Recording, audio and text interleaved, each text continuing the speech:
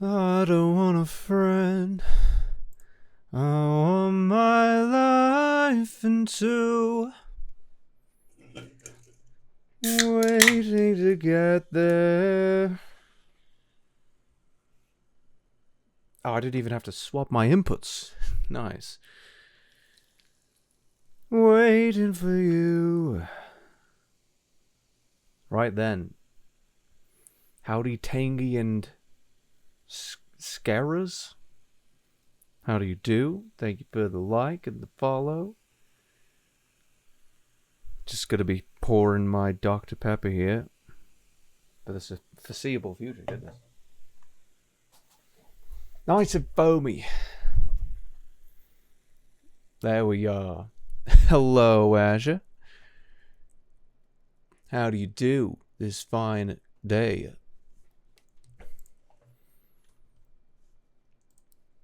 It's early as fuck. What's the occasion? Oh, just gonna be doing a little bit of Draconia discourse before getting back to Subliminal. So the deal is, I'm probably going to be streaming a little bit more early on Saturdays, just because, like, I don't know, doing stuff in the evening maybe more often. It's probably, well, I don't know, either way, it's good to kind of be more consistent with it, whatever the case may be. So that'll be good-ish, to whatever degree. Okay, let me see. When I'm around, slow dancing in the dark. Where is this is what we're gonna do. Just give me a moment here. I good? Well, that's good to hear. That's certainly good to hear.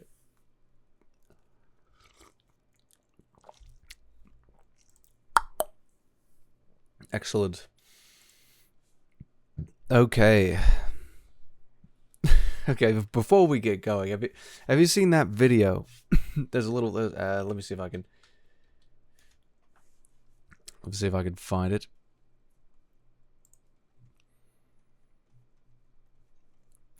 There's a little video that kind of got stuck in my head a little bit. This one. I like that it's just fat chud. Like, I don't know, there's something about it. Give me reasons not to beat my meat. I can't compete. What else? Well, can't you see? This is gonna be bloody copyright. My interpretation of the continuation of that would be,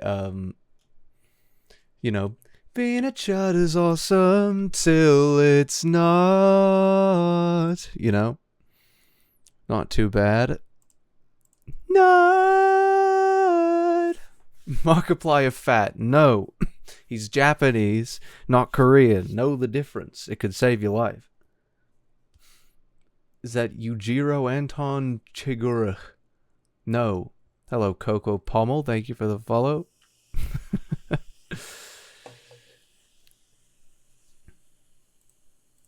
Okay. So, getting into it.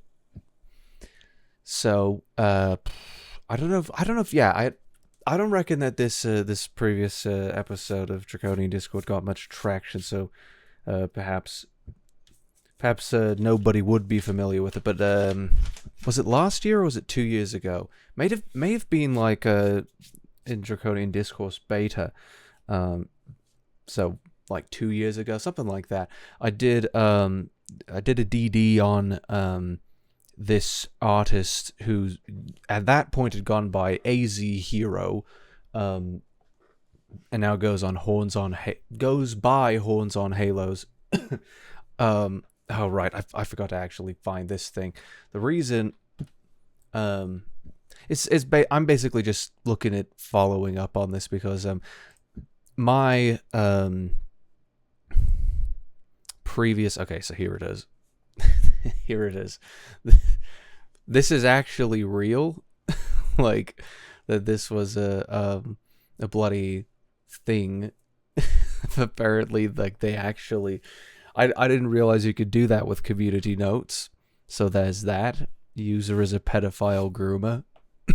And I'm not really so interested at this where I don't know, the entire topic is just that the Super Mario Galaxy movie apparently made Peach X Rosalina an incest ship because they're like sisters or something like that. I don't know. Enter my amazing digital circus. Hello, Kane. Raising Canes, how do you do?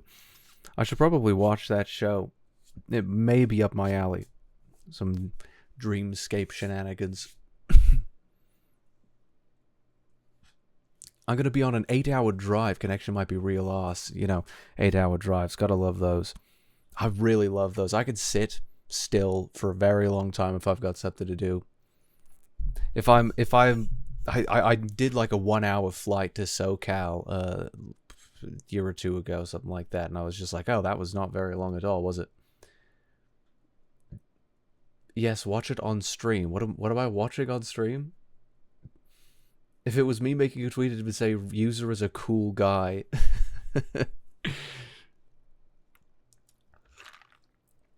Watch it or you will be sent to the cellar.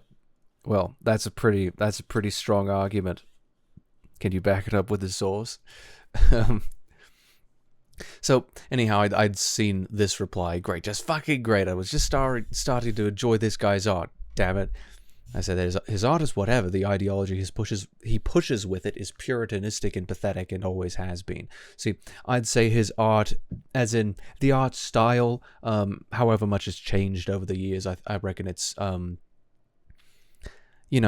he appears to have talent, but the talent in and of itself is, well, in an objectivist sense, it's being used to the wrong ends. His art tends to portray man as not an individual, as like just a widget per se. Kind of every single character that he makes is an NPC with a color or something like that. And so I think in that sense his art is it does not meet the standard for what good art is. It does not portray man as what's the word, as my source says I made it the fuck up. Damn, it's so over for me. Probably should get around to watching it. Probably. Caleb Hobday, thank you for the follow. You went to SoCal and didn't visit? Wow. Well, I wasn't even like I wasn't in constant communication with you as I am now that you are a decorated member of my court, as it were. So I suppose his art is whatever is not exactly leaving it at the final word on it, though. I could go into much more depth on that topic. That's not necessarily the whole thing here. Oh, I didn't actually see the Google Doc. I didn't realize there was a Google Doc on this. I guess this depends on how long we really want to take for this. Let me see if I can find the actual thing here. Google Doc is probably going to be way too long. Probably not going to take loads of time to look through that. I can't even find. Let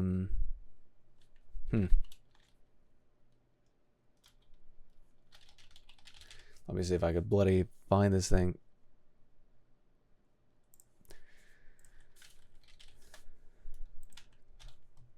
Oh, goodness. I don't know why. Well, I'll be ignoring the bloody Google Doc for now, because I think the Twitter thread is probably plenty, though there's going to be loads of information to be looking into. That's for certain. Hi, Boops. Ah! What are your thoughts on and about AI? it's probably going to be seeing a bit of a decline, as far as, because I was just looking at stuff. We're going to be seeing a lot of,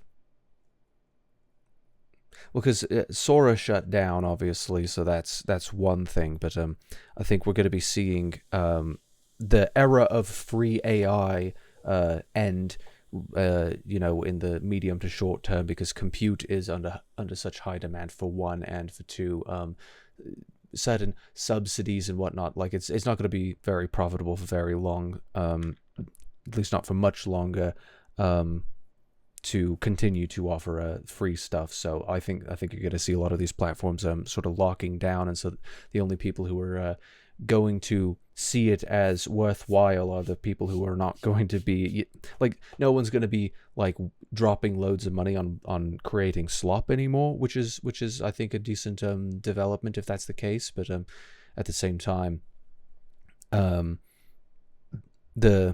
don't know. I think you're just going to see less of it, and maybe it'll become more subtle. Not quite certain. It all depends. So I guess we'll see how it goes. Thank you for the follow, Squirrel Winter Storm. I thought it said Stomp. It always cuts it off. I don't think it should. I think I should be able to see the whole name.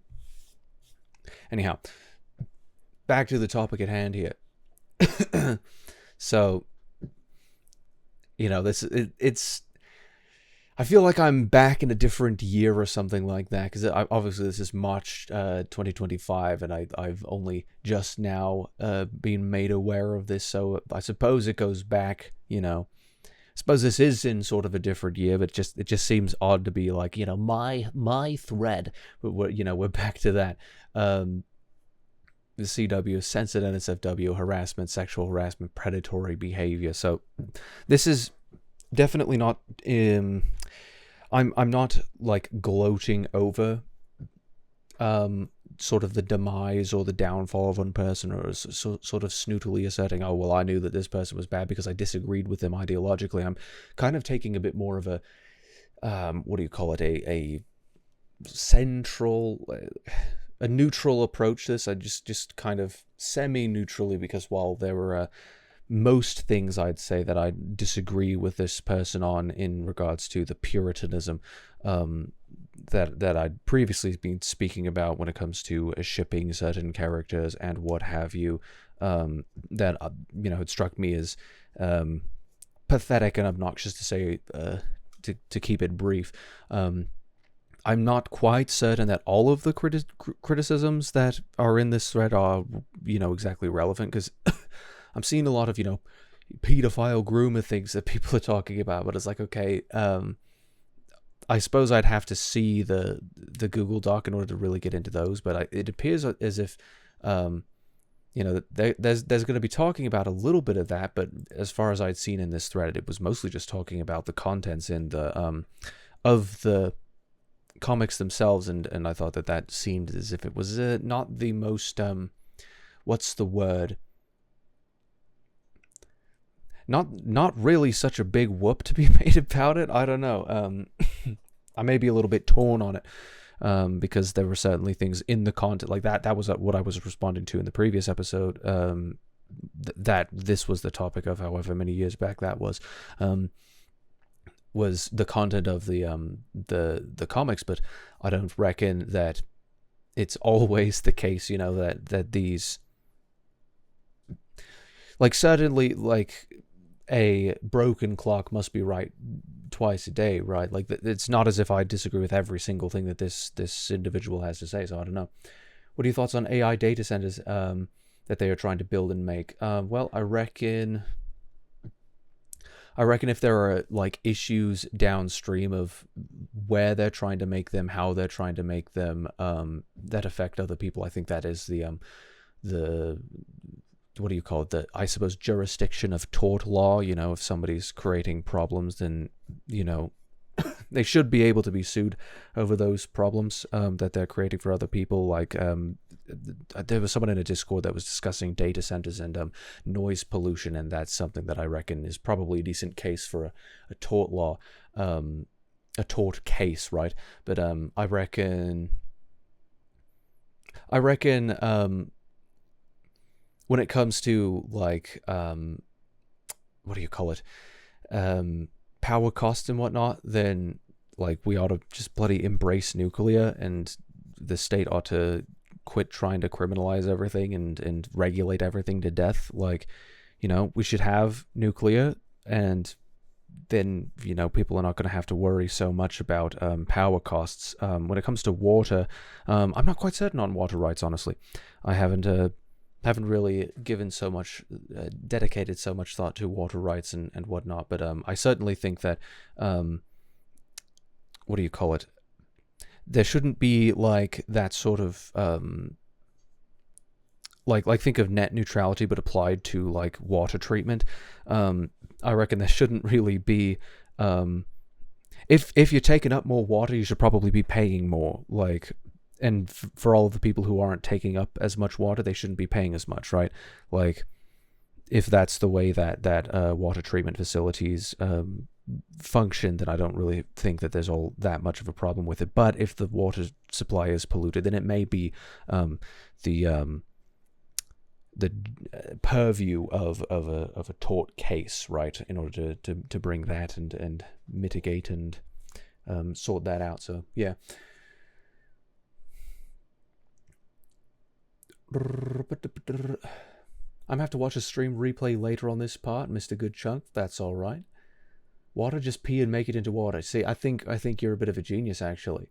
Infinite water glitch, nut neutrality. I don't know if that's what that's called. Isn't that how water works, like the water bill? I don't know. That's the thing. I don't know about these kinds of things. I don't know how utilities are generally treated in the case of like whichever law system. I mean, I said I don't like.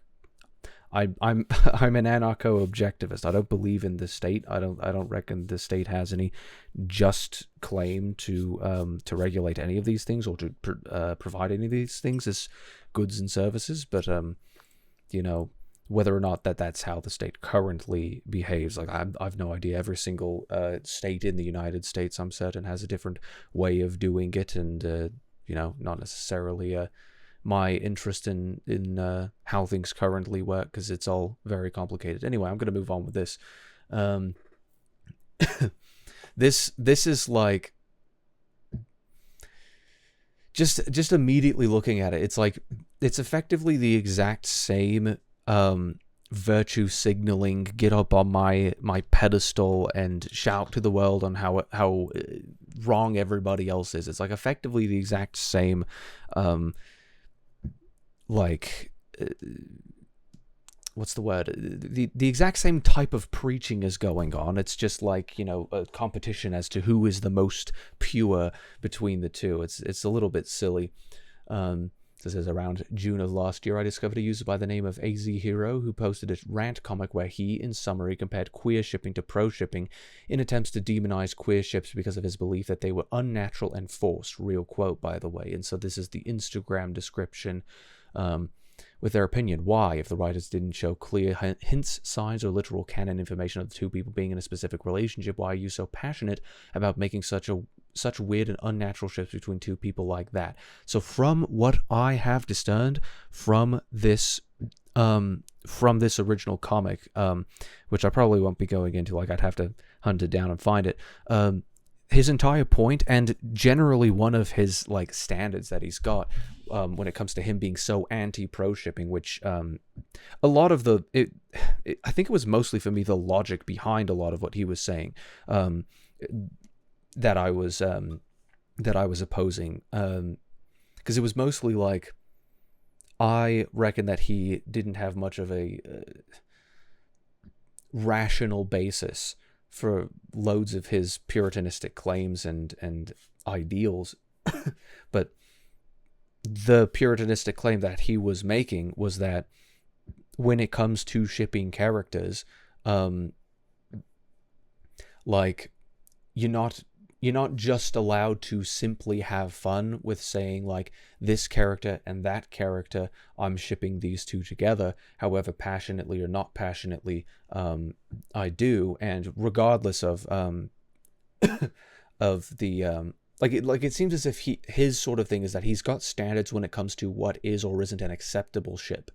And so I reckon what he meant by weird and unnatural was not that like these are queer ships per se. And he, I think he specifies this later, but like specifically that it is weird and unnatural to be reading into these characters something that isn't there, which is interesting because I reckon, like, I don't know, a lot of the point of shipping in general is just to say, like, I like this character and I like this character, because in their own special ways, but I don't reckon it's like I reckon it'd be neat if they got together and I'm gonna draw art of them doing it and I'm gonna whatever, right?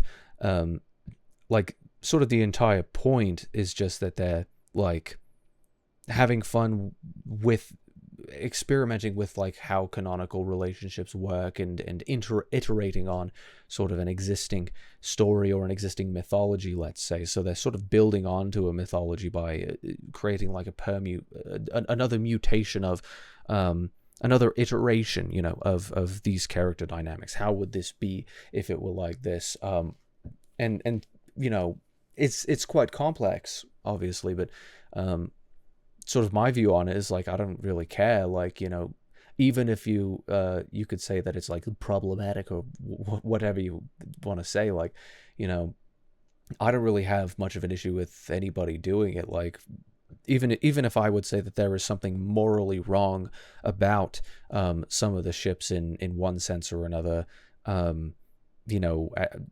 i.e. it does not what's the word? It does not align with objectivist ethics, right? Then that'd be a separate thing entirely as to whether or not I reckon it's like a problem with like whether or not I would like personally walk up to them and like bloody preach to them that they're doing something wrong, or that I'd like virtue signal online about how wrong they are about doing it. I don't know. I reckon a lot of this conversation is about competing ethics, and so whether or not sort of the values that are inherent in what somebody is communicating when they are shipping two characters is a relevant discussion, let's say. So I suppose that's sort of the approach that we ought to have about this. But I reckon when it comes to him, he's saying weird and unnatural ships. Like sort of the question is like, in an ethical sense, what is the role of shipping, and which ships are not like okay to make or to be immensely passionate about and what have you. Like, I don't know, it's interesting that he chooses to get so offended about it, but I also I'm also not quite certain that this is a fair portrayal of this. But apparently that there was loads of backlash to this.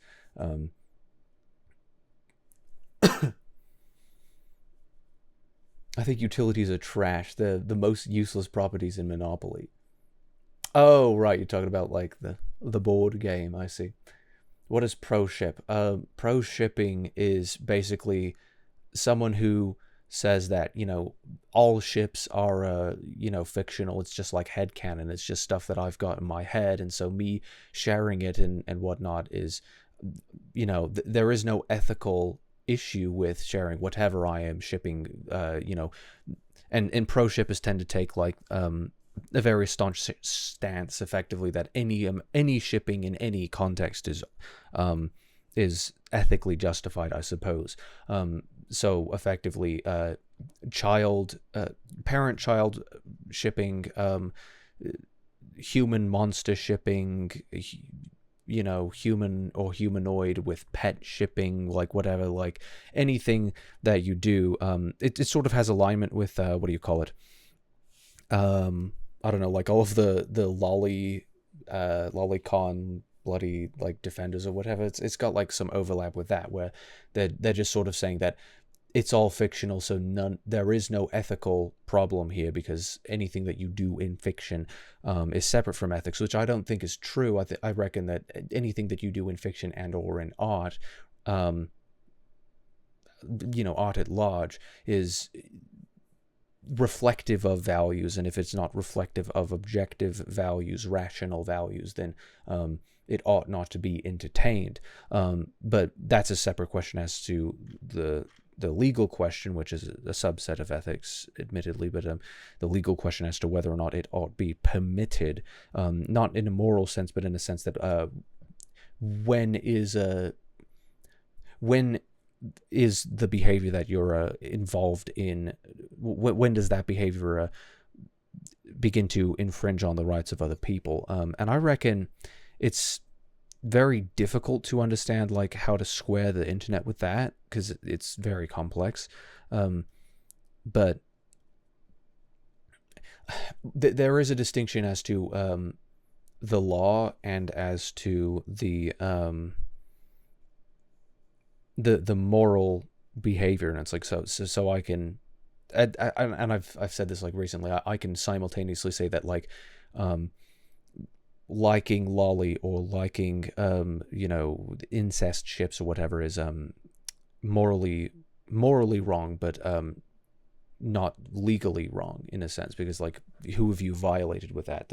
Though I'm not quite certain. Like there could be arguments that you make about the legality. I'm not quite certain. I don't know. It's an interesting sort of what do you call it? Interesting territory. Bro, what the fuck? I'm parked at a Starbucks and some dude came out and started throwing up. Well, that's just what you do. That's what you ought to do when you're at a Starbucks. I think you're problematic. You should be censored. Wouldn't all ships be okay because they're all fictional characters? That's basically like the pro-ship stance. That's basically what it is. Because, like, who cares if they're fake? But fiction is just imagination, and if you police fiction, you police the mind. No? Yes. I certainly would say that. So I reckon, like, policing the mind is a wrong thing to attempt, and to, you just shouldn't entertain that line of reasoning, right? It's unjust, but there's a difference between being unjust and being immoral, and some immoral things are unjust and some immoral things are just. So it's kind of difficult that way.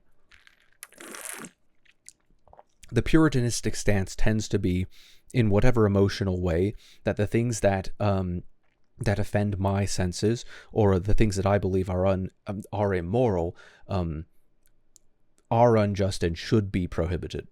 That tends to be the puritanistic standpoint. So I think what this is going to be is it's going to be multiple Puritans just arguing with each other, and we get to kind of sit from the sidelines and have a look at it. So is there a difference between unjust and unjustifiable?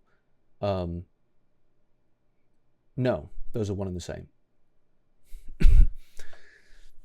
I created my own post in response with many details to further explain how his wording and intentions sounded homophobic. Please check it out if you're genuinely curious about what he said. See, this is interesting because they sounded homophobic. And his what the hell?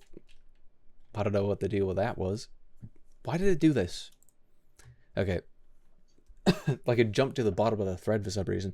I don't really care how they sounded. I care like actually what happened, what was actually literally being communicated. Because if you're trying to go about like with what sounded homophobic, effectively what you're trying to do is you're trying to excuse the masses for being upset about it when the masses are acting irrationally. I don't think there's any justification you can have for that. If they were behaving irrationally and interpreting the words to mean what they literally did not mean, then there shouldn't really be much of a problem in just saying like, well, this is what the words actually meant, and all of the masses who are being irrational about this are wrong. Like, I don't know why that's so difficult. But I also don't know if you can say to somebody that your intentions sound homophobic. Intentions don't sound like anything. Intentions are things that you perceive over the time of somebody speaking or acting. Like, you have to look at their actions and infer their intentions. And given that you have to infer them, that means that it's not exactly a foolproof standard that you can hold. So I reckon that's pretty irrational and, not particularly relevant to an actual ethical judgment of the topic at hand here. Google says otherwise about the difference between unjust and unjustifiable. I don't know. It depends on what Google's definition is, but I don't know if I'm operating off the same definitions as Google. Don't click that. It's a scam. Well, thank you for letting me know. I guess. I'm drinking a caramel ribbon crunch frappuccino. Those are you made all those words up. He doubled down and repeatedly and would repost the comic on different platforms even after the backlash, and to this day extremely misconstrues the criticism and his own actions. I don't know about this. This is interesting. Whole time I'm gonna keep the comic up and take the criticism that comes with it, and I'm saying that because some folks are missing the message of how there's people that force certain romantic/sexual ships between two characters of the same sex unprovoked. Well, yes, there are people who like ship these characters unprovoked, but they force these certain ships unprovoked. Like, force in what way? Like, force, are you referring to forces in like they passionately come shouting the praises of this character X, this character? Like, I don't know. Like, people can be passionate about ships and without that necessarily being something to be like offended by. I don't know. Add in the pro shipper term probably took folks off guard if they don't know the full definition, so I slick. I guess it's cut off. Got accused of being homophobic, calling the LGBTQ plus community pro shippers, and said I compared gay ships to incest. See, and like, obviously I can see if people read it that way, then like why they'd be pissed about that. But like, generally speaking, if you're on the pro ship line, because I reckon, so you've got like a spectrum, and you've got a spectrum of like nothing is okay to ship outside of canon, all the way to every single ship is okay whatsoever, right? And he's like, however much down the line from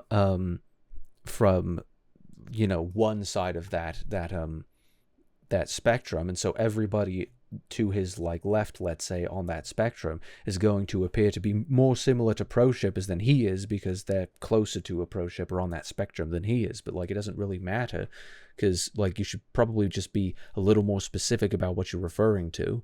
Like, I don't know, did he actually like say that? This makes me want to dig into the original thread here, because it's kind of funny that like, when you have it's like they're just trying to like destroy reputation entirely, and I get that that's generally like the point, right? I swear I'd seen this one.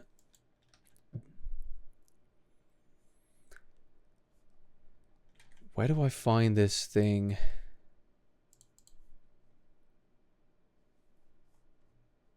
Okay, here it is. Here is the original. And I think this was a repost, so this was one of those infamous reposts that the thread creator was talking about here. Enjoying two characters engaging with each other. That's such a cute couple. I love how gay they are for each other. Really? I don't see it. They're already being intimate. What's the harm in shipping? It's all fictional, so it's not harming anyone. IRL, if I think two people look like a cute couple, I'm going to ship them together, so I don't care. I don't really think that this is like that controversial, because like, this is generally the pro shipping stance, but I don't really know if it's that controversial. Like, I don't know. Like, where on the spectrum ought we to be from his perspective? Like, I don't know if it's necessarily clear yet. I'm imagining it's a slushed brain. Well, I hope you get many calories out of it, I suppose. Don't you think that's weird? I respect proper representation. I don't respect proper representation. Like, what does that even mean, proper representation? Like, it's kind of funny. Like, he's saying all of the virtue signal things like that he's supposed to say. You know, that the chorus has told him that it's permitted to say, like the collective approved bloody opinion on the matter of representation in fiction. But some dynamics in media are just platonic fun. Have you ever seen a normal relationship that wasn't intimate in a romantic or sexual way at all? This is an interesting sort of line, because like he is sort of saying that, like, is it possible for you to view characters outside of the romantic or sexual? Does the platonic exist? It's a fair question to ask, because there are many who are just kind of sexually obsessed, and that's kind of like everything to them. It's like, well, what is fiction if it's not exploring some sort of a sexual theme? Like, where are all the how can I read this? There are no pictures, right? So it's kind of a fair question. I respect proper representation. This is just a collectivist viewpoint, though, so it's kind of funny. It's kind of just funny to see the collectivists eating each other, because it's almost as if the moment somebody attempts to have any standard whatsoever, even if the standard is kind of pathetic and irrational, then the equally pathetic and irrational standards, rise up against it, and it just ends up being a mess. But like, this is the same sort of thing that made me kind of despise this comic, in this creator's comics in the first place. It's just because, like, it's constant demonization of the people who disagree with him. And so, like, I can agree with the people who don't like the things that he's made, that there's this constant demonization, but he also, he also toes their lines plenty of the time. So this is just the collectivists consuming their own. What are you, homophobic? You must hate same-sex couples if you're that bothered by a harmless ship. Typical cis-het. Why am I labeled a homophobe but not agreeing with your gay ship pairing? This is interesting. This is an interesting thing to say. Like, agreeing with your gay ship pairing. Like, how much of this is supposed to be objective, and how much of this is supposed to be, like, just subjective fun where you're just doing, like, whatever you feel like? I don't know.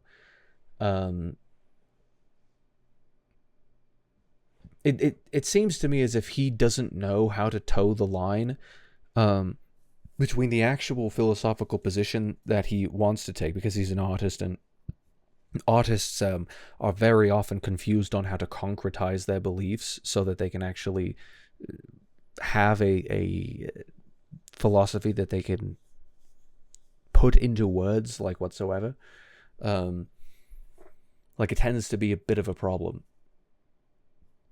This isn't about sexuality. I just don't see them getting along that way, and some characters are literally asexual, so it just feels rude to do it.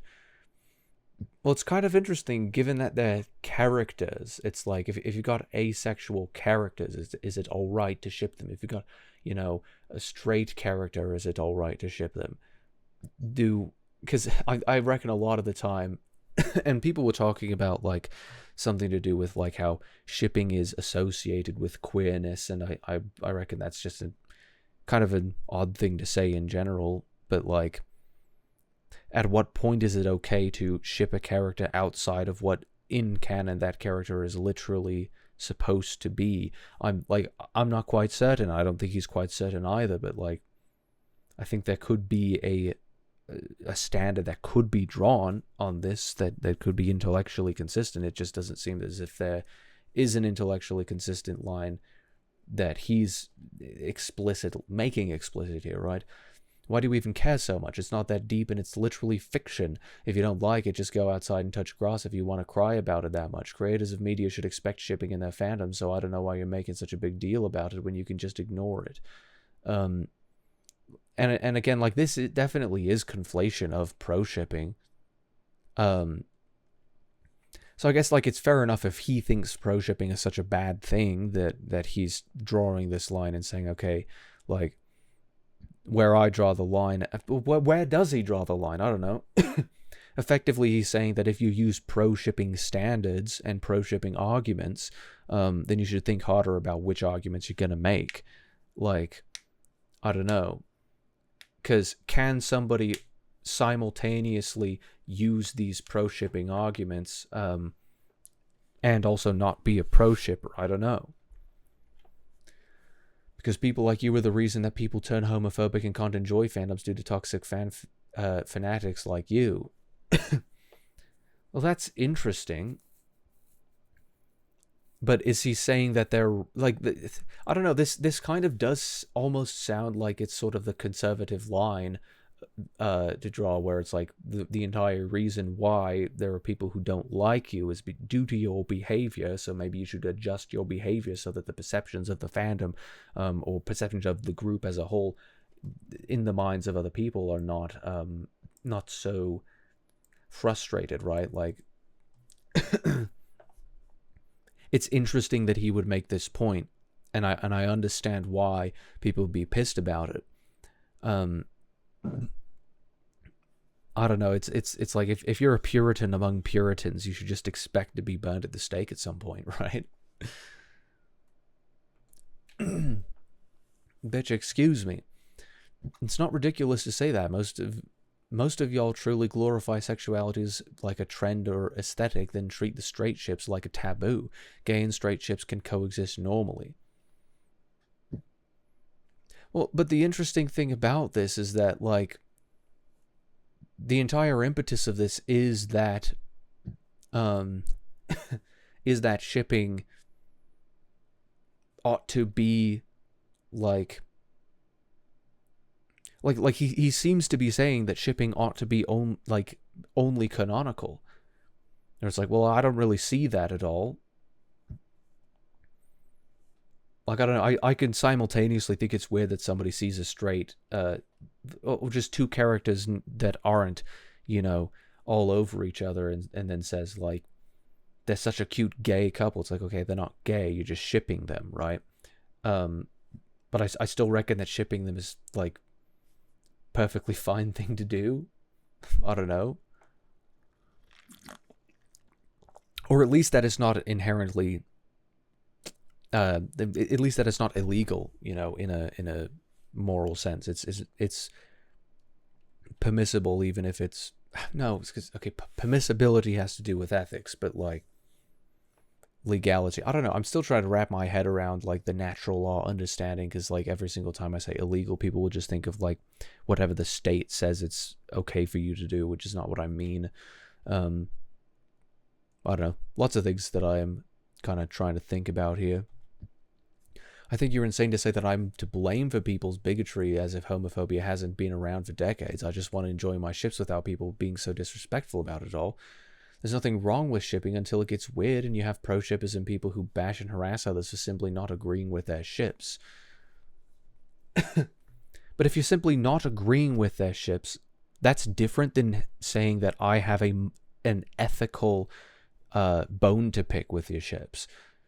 And I reckon that the lack of the lack of specificity on this post is probably what people were angry about, because it's like, you should probably be making a distinction between taking an ethical stance against somebody pro-shipping, saying that it is not morally permissible for you to ship these two characters together for XYZ reason, and saying that, like, maybe you should, like, it's perfectly fine to ship, but the moment that you're like sort of brigading somebody for saying that, well, I don't really see it that way, then you're kind of in the wrong for that. Like, I reckon you can take that stance, but you should probably say that instead of kind of not being clear enough about like what was actually being, like, what's the actual stance being taken here, right? Because it's not that they're not agreeing with your ships. Like, what does it even necessarily mean to not agree with a ship? It's like, I disagree with that ship as in, like, I don't also ship those characters? Or is it like, I don't agree with that ship as in, I reckon that you should stick to the canon? Or is it that I don't agree with that in a moral sense? I think there is a moral implication to you shipping these two characters, because that something about each character means that they ought not be considered romantically or sexually compatible in an ethical sense. Like, these are very different stances to take, and you should be clear about which stance that you are taking. I reckon that this is actually too wordy without being specific enough. So a lot of this is just sort of drivel that you could simplify to saying, this is the claim that I am making. This is the moral position that I am taking, right? Shipping wars and shipping culture is toxic and chaotic, but you can be one of the good apples. Interesting. Just shipping culture in general is toxic and chaotic. I think the chaotic nature of it all is sort of by design, and it's not necessarily a problem that it's chaotic. The issue is when it becomes toxic, to use his buzzword. Let's keep some buzzwords in mind because those are going to come up later. Yeah, some people can be very passionate with queer representation. It can look very obnoxious in other people's eyes when it's being rubbed in their face a lot. Facts. Same with NSFW artists that over-sexualize characters in gross ways. Who the fuck is that? I don't know. He just came out of nowhere, dude. I'm scared. Thanks for reading, everybody. Hopefully this comic taught you something new, but if not, oh well. The hell is he talking about? The hell should I know? I don't know what that means. Okay, so he's making a meta point. So that's just a joke then. What is this? Suspended account. Excellent. Wonderful. So he's effectively saying that I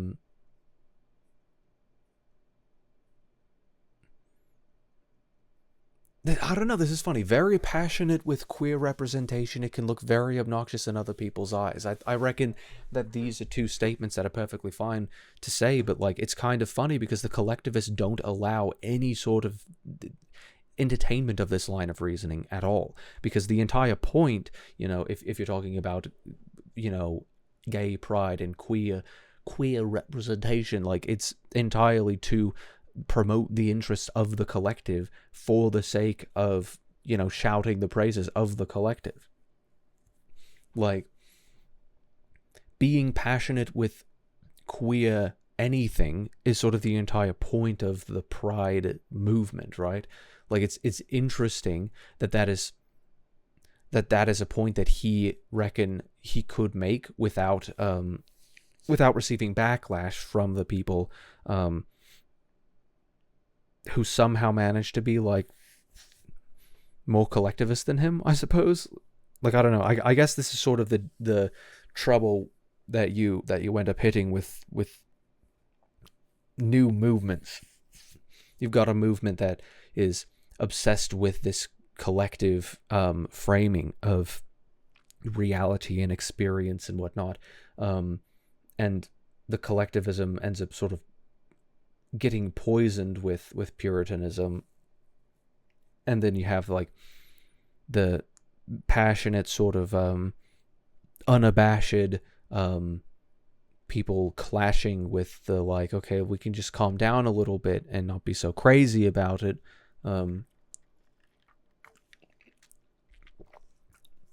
I reckon I just sort of see this as two retards fighting, right? Like I don't really like I don't really care. Like they're all collectivists in a sense. Like I reckon like it's perfectly permissible for people to be like just doing whatever the hell they want. While it may not be morally good for them to do, like there shouldn't really be any there we go. Live flag for hate speech and hateful behavior. There we go. We hit it. Funny. I guess I just shouldn't say that word in particular. It hit that immediately. That's interesting. So yeah, I don't really take a stance on that necessarily. Like, I reckon I agree with like there's not much of a problem with just having fun with it, even if it's even if there are moral cases. I don't reckon it's the place of like Puritans. Like in the sense that like people can scream about it, like, you know, someone can make their whatever problematic ship that they want to make, and then those other people can scream about it as well, and there's not really any issue with that. I don't think so. Judging from what I saw in that, he did not compare gay ships to incest. That is absolutely not something that he did. He compared the defense that people were making, like he observed, I reckon, and I think it's fair to observe that the defenses that are being used in both cases are they're using the same defenses. Like I reckon that's fair to observe. I don't know. This is interesting territory. But like he definitely didn't say that gay ships are the same thing as incestuous ships. He was saying that you probably shouldn't be using the same arguments to defend gay ships as the kind of arguments that pro shippers make to defend these other sort of problematic ships, right? I DM'd him directly in order to re-explain myself in hopes he'd change his mind, but that didn't work, as shown in the screenshot, where no matter what I said, he couldn't seem to grasp what I was saying, so I left the convo. So what I'm hearing is that you're going to keep it up. Heard you. Please, I'm not trying to read paragraphs all day. I understand.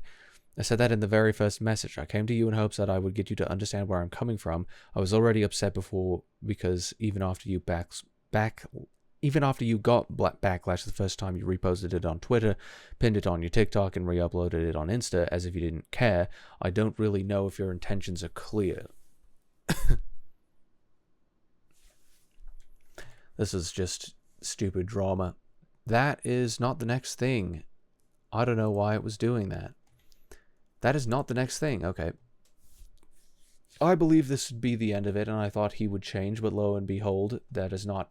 You don't understand what you're trying to reference when you say that, because you didn't... That's not right. I'm actually going to move myself over here. Probably a little bit better. I believe, but lo and behold, he got called out on Twitter for several inappropriately worded comics. I'm not a therapist/psychologist and neither is he, so I didn't speak on these topics directly. Many other people did, though. Just search his user on Twitter and you'll see hundreds of posts like the one on the right. So the original thing says, glizzy, nonchalant, delusional, I'm in my blank era, delulu, ratio, nonverbal, riz, sus, ick, ADHD, tism, autistic, neurodivergent, projecting, simp, mid, nuanced, toxic, my toxic trait, trauma, intrusive thoughts, problematic, hyperfixate, trigger. All of these words are overused to death. So, this is very bloody interesting, isn't it? This is very interesting, because we briefly mentioned buzzwords before. He used this precise buzzword. So it's kind of interesting that he would point out that, well, there are loads of buzzwords out there. There's lots of buzzwords going on. It's hard to even know what these words mean anymore. He also uses the word problematic in another comic at least. So he probably uses loads of other ones of these buzzwords. Some of these, glizzy, sus, riz, ick,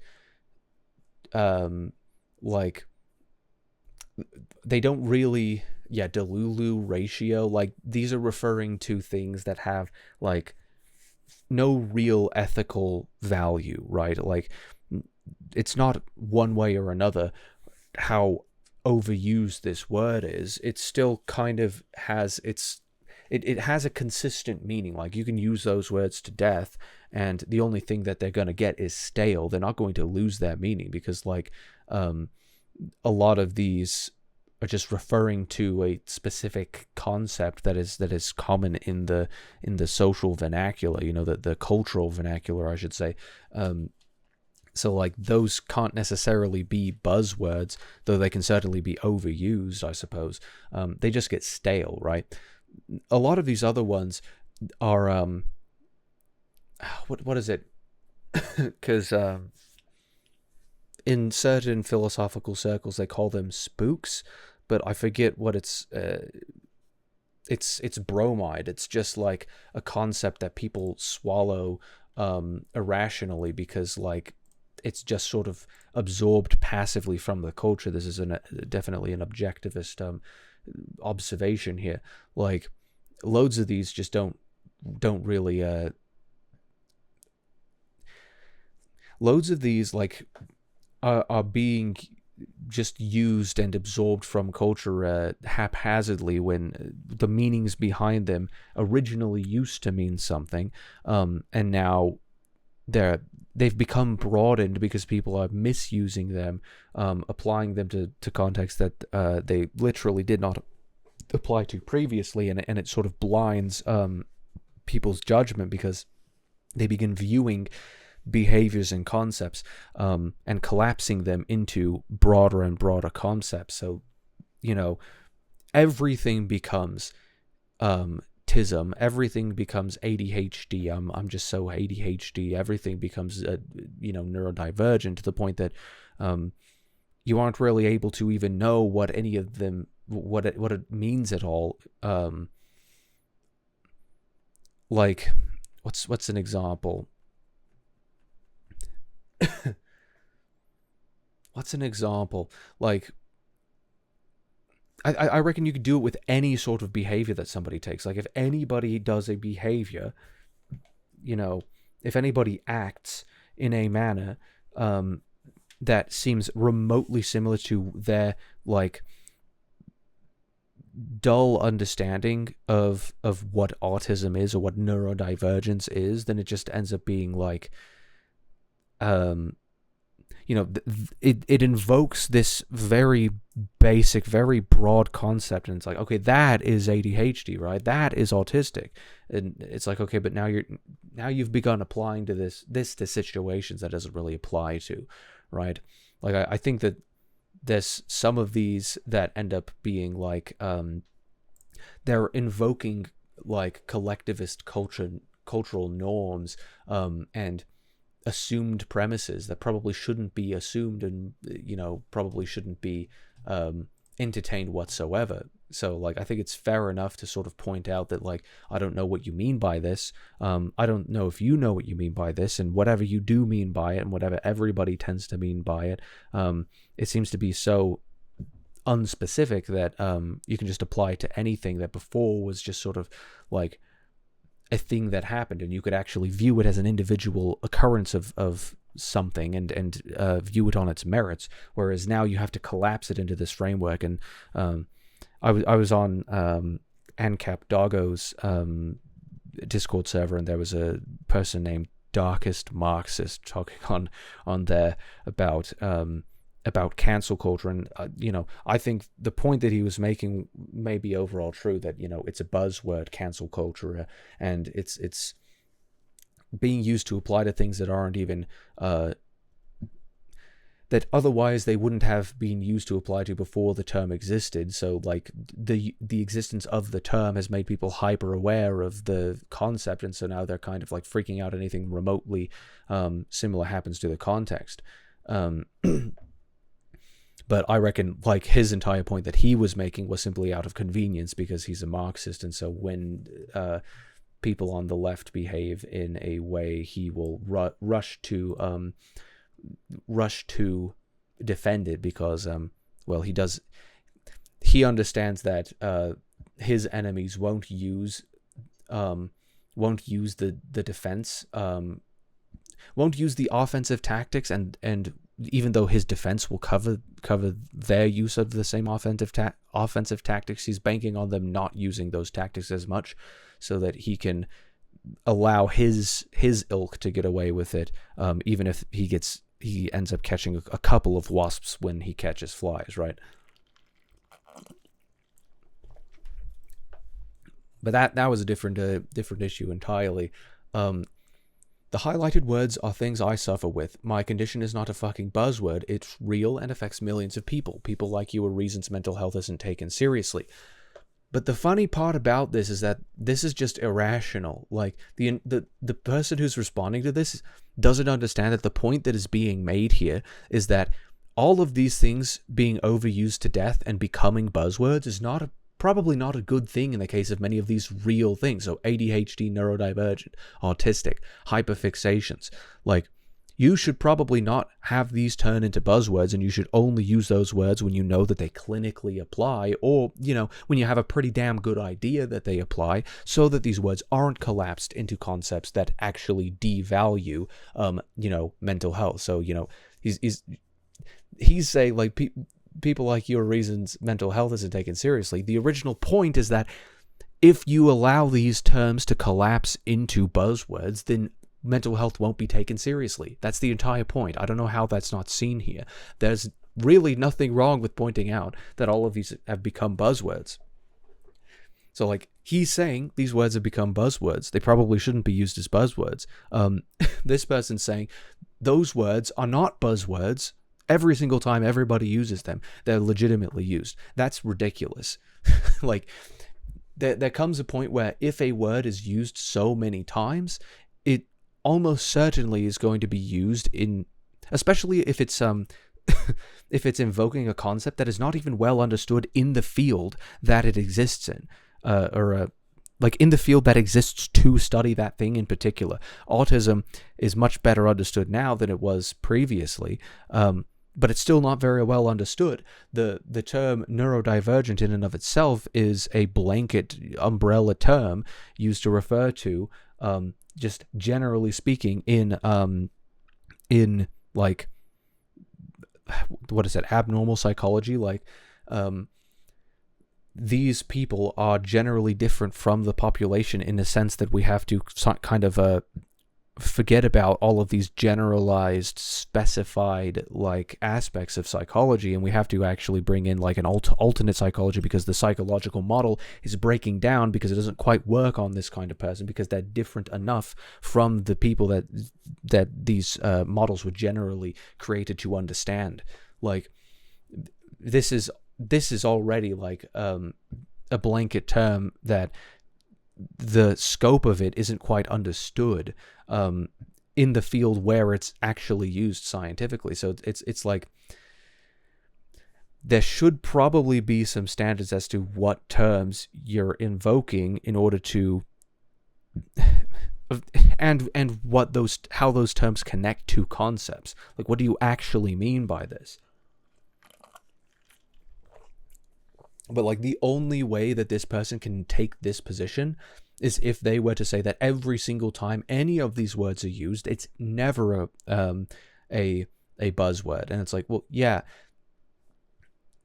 like, unless I'm misreading this entirely, but I don't think I am. Like, this is another user responding to this, assuming that this is saying that all of these words are buzzwords and should stop being used. I don't think that's what it's saying at all. It's saying that it's like, I don't even know what you mean by this anymore because they're so overused. Maybe you should stop overusing them. That's, like, sort of the implication here. I don't know why that's difficult to see. Anyway, till one day he posted a school shooter comic for fun. See, I haven't read this comic, but I have a feeling that this is kind of an unfair framing of it, because I've seen little bits and pieces of the comic. It seems to be a very dark sort of psychological exploration of, like, I don't know, like this, its own self-contained universe, and I'm not quite ready to say that, like, it's a school shooter comic. But he says, I'll rid this world of all evil with my wand. Die, monsters, die. And it's clearly not a wand. It's a gun, and he's shooting people, right? I censored this. Not only did he write the killer as the victim, but he made an entire series of sorts that even drew the shooter teaming up with a serial murderer, all for fun. I don't even know if that's necessarily what's going on here. Because that's the thing, like, I'm already kind of motivated not to take this person seriously. And it's kind of funny because it's like, I don't agree with the person, you know, in any sense universally. I'm not generally on the side of AZ Hero here, but, like, I reckon the reasons for opposing somebody are probably ought not to be based simply on whim. It's like, oh, this thing spooked me or something. It offended my senses, right? But that's okay, they're just mean monsters. So you find yourself waiting for the new day ahead, looking forward to creating brand new memories, special ones. He was obviously called out for this in the lack of trigger warning on the comic, which he was baffled by for some reason, and stopped the comics for a while. Am I tweaking? The fuck would this comic need a trigger warning for? Disturbing imagery, blood, depictions of death? Are you dead, Alice? I'm not even quite certain how to take that. That definitely does seem very odd, considering, like, like, this is clearly, like, what that is. So, like, this is... I'm pretty certain that based on the other things that he's posted, that he's... Yeah. I think I saw earlier today another comic that he posted that it's like, yeah, it's the same, like he has done content warnings on things before. So it's kind of funny that he would just be, like, kind of baffled by it. So, because he doesn't think that trigger warnings shouldn't, are not a requirement universally. He reckons that they're a requirement sometimes, but he just didn't understand why this one ought to have it, which is interesting because it seems as if it would contain those things. So, like, I don't know, unless you reckon that trigger warnings, content warnings are things that you're just not going to provide people regardless, then I'm not quite certain how you could take that stance of just like, what do you even mean? Kind of weird. Only to come back months later with a comic reply depicting himself shooting his critics in the face. Seriously, what the fuck? Then going on about how it's fiction, so it doesn't matter, and painting his critics out to be the real villains. So this is interesting. Okay, so he's got Pumped Up Kicks, which is like the school shooter song. I don't regret making the Wizard Kid, to be honest. What does it mean necessarily?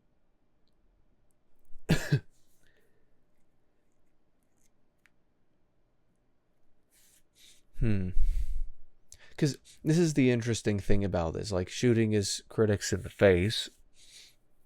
Like, the issue was always that he demonized the people who he disagreed with.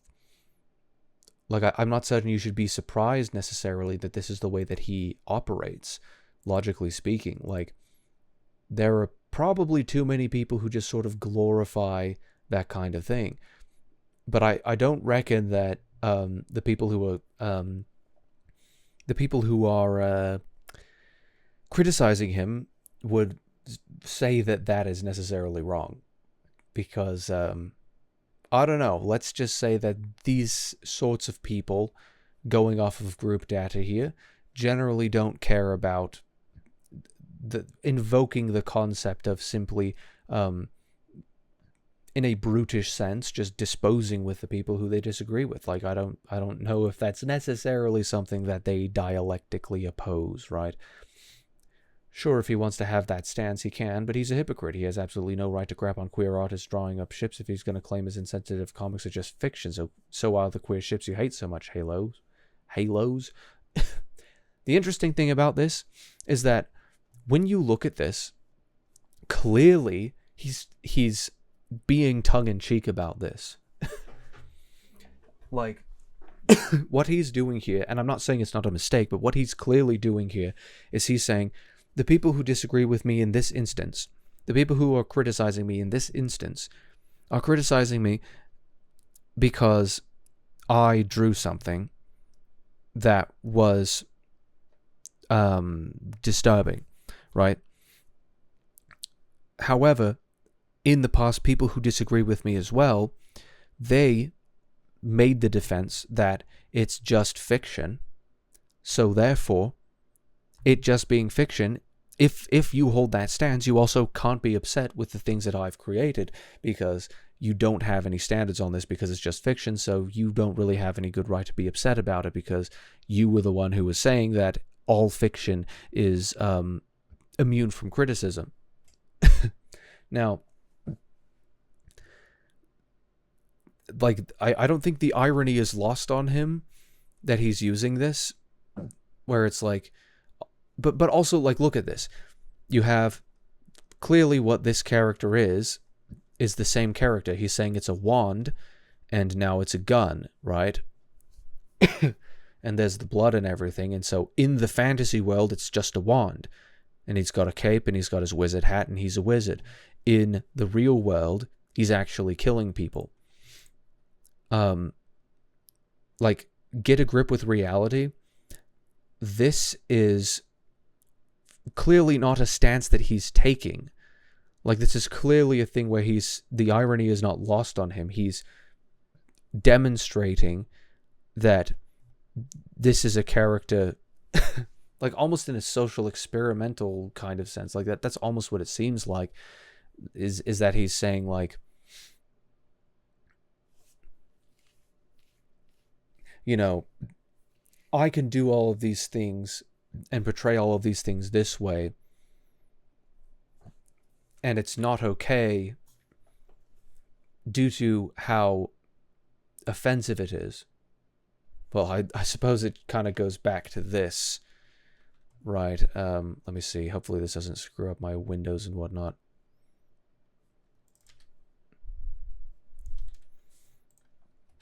Like, it kind of goes back to this image, right? Like, art should comfort the disturbed and disturb the comfortable, but it should never ever disturb me in particular. Like, I'm kind of wondering if this is a this is a moral position that has been, or an ethical, well, same thing. This is a position that has been taken by both of these camps simultaneously. That it's like, you know, all art is okay, and you know, if it's offensive to you, then it wasn't meant for you, or like you're just like, you should get over it because like it's taking this stance of whatever the hell. Oh, I don't know how I didn't realize that I was still sheeped on my streaming PC. That's probably not good. That may have affected my encoding for a while. Whoops. Like, I don't know. I reckon like maybe I'll take the classic iDub stance on this, and either all of it's okay or none of it's okay. And I'd say that to both of these people. I'd say, you know, to both, like simultaneously, if you want to get offended over things, then you can do so. But if you want to have a standard on these things, then it should probably be a rational standard. Like, I don't know. Does it end there? Still no. Around this time, he was also publicly accused of potentially grooming someone and dating him once they freshly hit 18, and sexually harassing two friends of his by Ammo Cat, which he then admitted was true while watering down his own crappy actions, of course. Please check out the full story highlight on their account. This is interesting because it's like, I don't know why you need to, like, talk about all of this other irrelevant shit when what you should probably be talking about is just this thing. Like, it almost seems as if you just want to draw upon as many reasons as you possibly can as to why you hate this person, which is, it doesn't seem very rational to do. It's like, I just dislike this guy and I'm going to dig up as much crap on him as possible. Like, I was taking principled positions against him previously, more so because he was advocating for, like, irrational positions entirely. And his, or perhaps that the positions he came to may be common with rational positions, but the entire reasoning was often, you know, justified some correction in that sense. I don't know.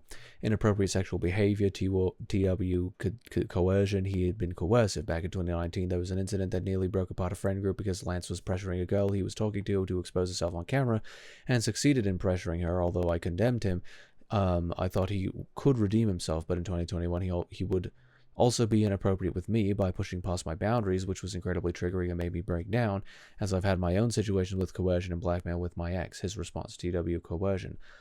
Amanat and being a victim, Amanat also being a victim to that was due to me being high and putting her in a very uncomfortable position due to my own sexual behavior after realizing I have an apology kink, which I instantly apologized for in that moment, as I saw how much it triggered and upset her, telling her I wouldn't put her in a position like that again after apologizing to her once more in regards of my toxic relationship history with women/femmes. Bloody hell. All of this is just complete nonsense. This is just utter drivel. Most were problematic due to emotionally unavailability. Excellent. Or commitment issues. The misogynistic comments mentioned was from my obnoxious rant that stemmed from my anger towards a woman that upset me in a situation I spoke to Amanat. See, this is the interesting thing, is that his response is entirely truncated. Like, there's no way that anybody can make a fair assessment of this issue without, like, trying to really dig into it. It's kind of funny that, like, someone would make something that's so incomprehensive in the first place. And incomprehensible, right? Like, my takeaway from this is, again, if you're a Puritan among Puritans, you should expect to find yourself burned at the stake eventually. Sooner or later, it's going to happen. So, it's kind of like, I don't know, cry about it. Like, there's so much about this where there's all of this virtue signaling and everything, and you participate in the cancel culture, you know, meaning that you are just out there for blood, looking to be able to condemn anybody whatsoever that you see, who just so happens to offend you in whatever petty way.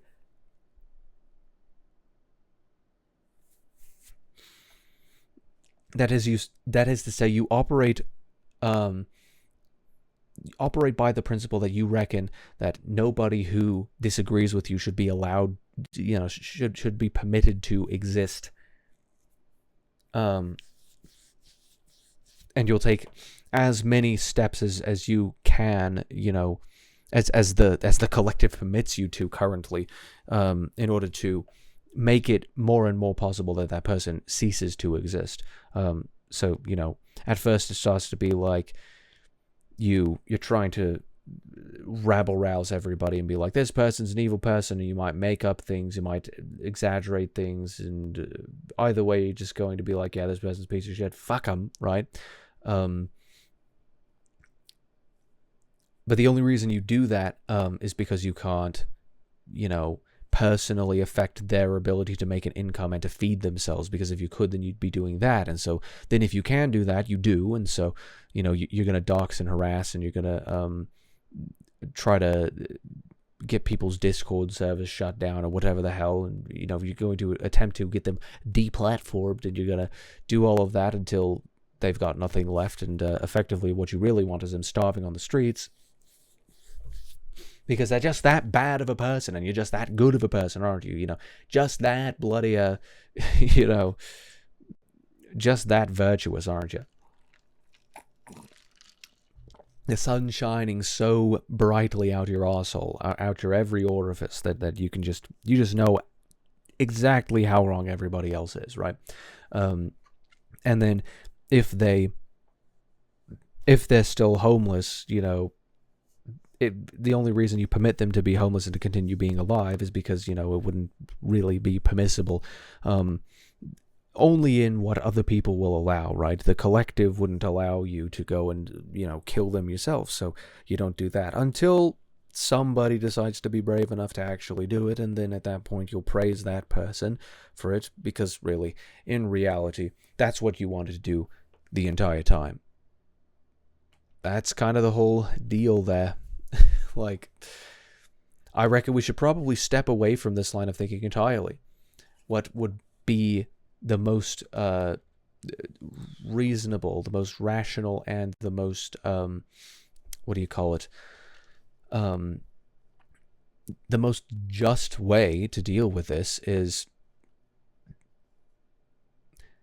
don't even go down the line of thinking that you want this person to cease to exist, because presumably that could also happen to you the moment that the mob turns on you. So don't get the torches and pitchforks and stampede along with the mob. Avoid the mob at all costs, because it's the mob in reality that is the problem. And you don't want the mob turning on you. And if you participate in a mob, you should absolutely expect the mob to turn on you eventually. So I don't really have much sympathy here. So yeah. Well, this should be evidence enough that he is not safe around women and femmes. What the fuck does that mean? He's not safe around them. That is a buzzword. Like, that absolutely is a buzzword. Like, I'd like people to be a little bit more specific about that.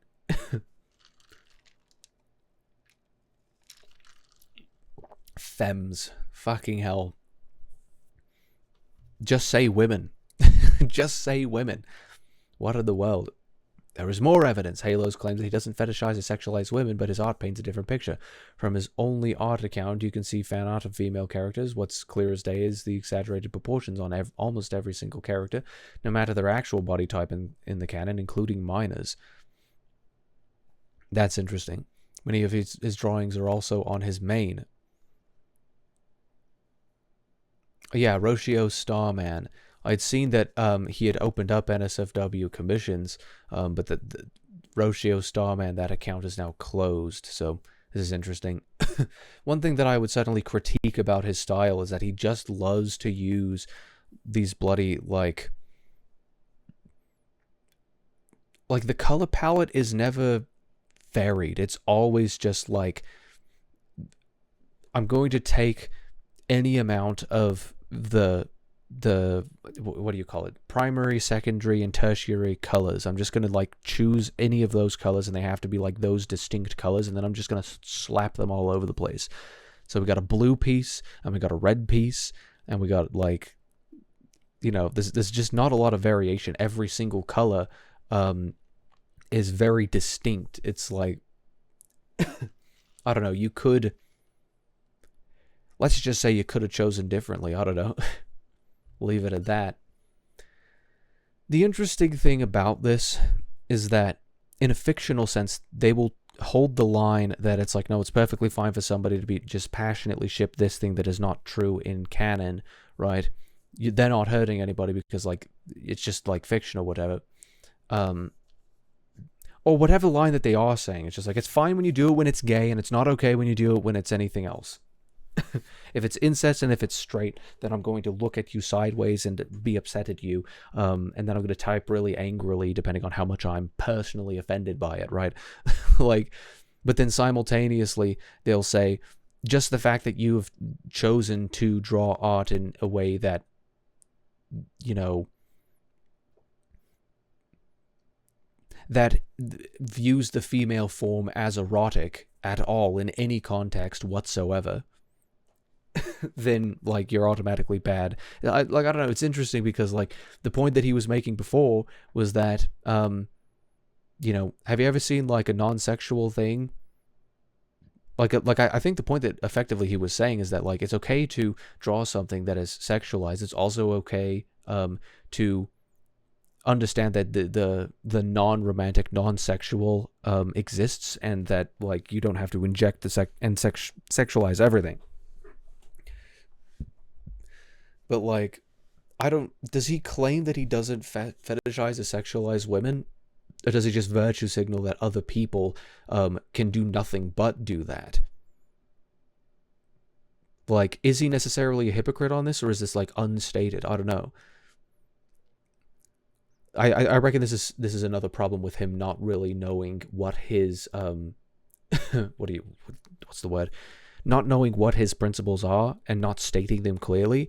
But also, if you don't know what your principles are, it's hard to operate by them. So he ends up operating by these principles that he doesn't quite even understand himself, and then you end up into this kind of a problem where it's just like, well, I'll simultaneously say that you shouldn't sexualize or fetishize, or I'll say that maybe in certain contexts that sexualizing and fetishizing is wrong, but I won't state exactly how clear that it is, or I'll say that I don't sexualize or fetishize, or that, like, sexualization and fetishization isn't all that exists, and sometimes it's okay to not do that.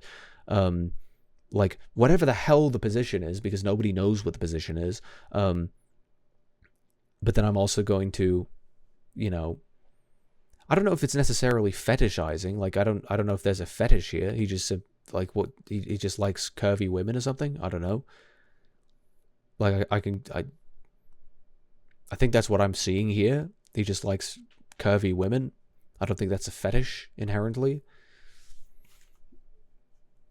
I don't know. It's kind of interesting because you will see this all over the place in all sorts of art circles, that it's like people just don't even know where to draw the line. I don't reckon this person has a clear line that he draws on this kind of a thing. Does this person ever draw anything sexual whatsoever? Because I'm not quite certain you can actually have a consistent line on this. Like, is it okay to sexualize femininity in general? Is it okay to draw something that is sexual and feminine, that is, you know, observing the sexual valence of the feminine? Is it just wrong to do that universally, or what? What's the point that is being fucking made here? I reckon you've got the exact same problem on your end, right? As the person you're trying to criticize. It's like, where do you draw the line precisely? Because it's your turn to virtue signal against the virtue signal, right? Where do you draw the line? Can you be specific about it? I don't reckon you can. Like, it makes me wonder, like, okay, what kind of art do you make? Have you ever drawn anything sexual? What's the line that you're going to draw? Have you drawn sexual things of males? Have you drawn sexual things of females? Which valence of which sex have you drawn? And, you know, what is the actual position that you're taking here? Quote from the left image: remember when you played 7 Minutes of Heaven with Rachel? Interesting how sexual ship of minors is okay when it's straight for him. Creepy.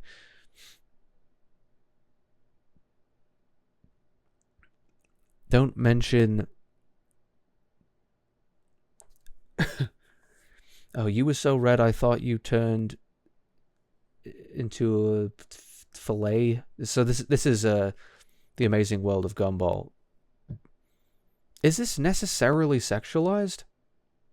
I don't know if this is necessarily an example of sexualization. But I'm wondering, like, are these characters minors in this position? Or are they reimaginings? Like, I don't know. It is kind of interesting, because I'm more along the lines of all of it is okay. So I would look at this and I'd be like, oh, right. So you've got Rachel, and then you've got, like, older versions of Gumball and Darwin from Tawag, you know? And they're talking, oh, wait, is that Sarah? I think that's Sarah. That's interesting. See, this is actually a lot more interesting than a lot of his other art. Like, because it's actually reimagining these, like, characters in a more realistic but yet still stylized art style. But it's like, I don't know. Is it okay? Because this is something I would ask him if I were to ask him this. Like, is it okay to ship or to sexualize a character who is a minor in their original canon, but what you do is you're taking this character and growing them up? Like, I've seen someone who's like a big Dipsifica shipper, right? That's from Gravity Falls. It's Dipper and Pacifica Northwest, right? It's like big Dipsifica shipper who, you know, ships the two of them together all the time, right? And it's like they're adult versions of each other. Like, this is like, you know, they're like mid-20s or something like that. Like, I don't know. Is it okay to do something like that, or are you going to swear only to the original fiction? Like, what is and isn't okay? Like, it is interesting that it's like, these characters in this, they're all in middle school, right? They're all minors. Is he reimagining them in a different context? Or do we need to... Because, I don't know, I would say, like, this appears to be him reimagining them in a different context. I reckon this is probably okay, you know, ethically speaking, but... like, is there an example of him saying that, like, you know, it's not okay? Maybe I'd have to review, like, the previous episode, like the media that I was looking at that episode, and see if that one was actually talking about, that may have been one of the criticisms that I made, was that, like, you know, this could just be a reimagining of this character. Maybe that was one thing I was talking about in that. I don't recall. Yes, of course. For context, the rainbow-haired girl is Rachel from Tawag. She's 16 and is being sexualized and shipped with Darwin, a 10-year-old in this art as hero made. Yeah, I remember Rachel. Like, yeah, she was 16 in the original, and Darwin was 10 years old, right? Like, I remember this. But generally speaking, 7 Minutes in Heaven is not something that 10-year-olds play. That's not really a game that 10-year-olds play. Like, maybe if they're heavily unsupervised and exposed to things that they shouldn't have been exposed to at that age, maybe they would play that, but that's kind of fucked up, right? Like, I reckon that it's perfectly fine to portray something, particularly that, especially that he's probably aged these characters up. Is this a 16-year-old character in this context, or is she actually a woman? I don't know. But it seems to be a less than charitable interpretation, though it's not as if he doesn't deserve it, because he's definitely made some similarly uncharitable interpretations in the past. So suppose we can move on. There was definitely a point in time where I used to collect nudes for myself like trophies. What do you mean, what the fuck? I don't really know what should be, like, why would you take a huge moral, why would you clutch your pearls at that, necessarily? Like, that's interesting. Like, I'm not saying that it's correct to do, but I reckon it's something that shouldn't necessarily surprise you that people do in the first place.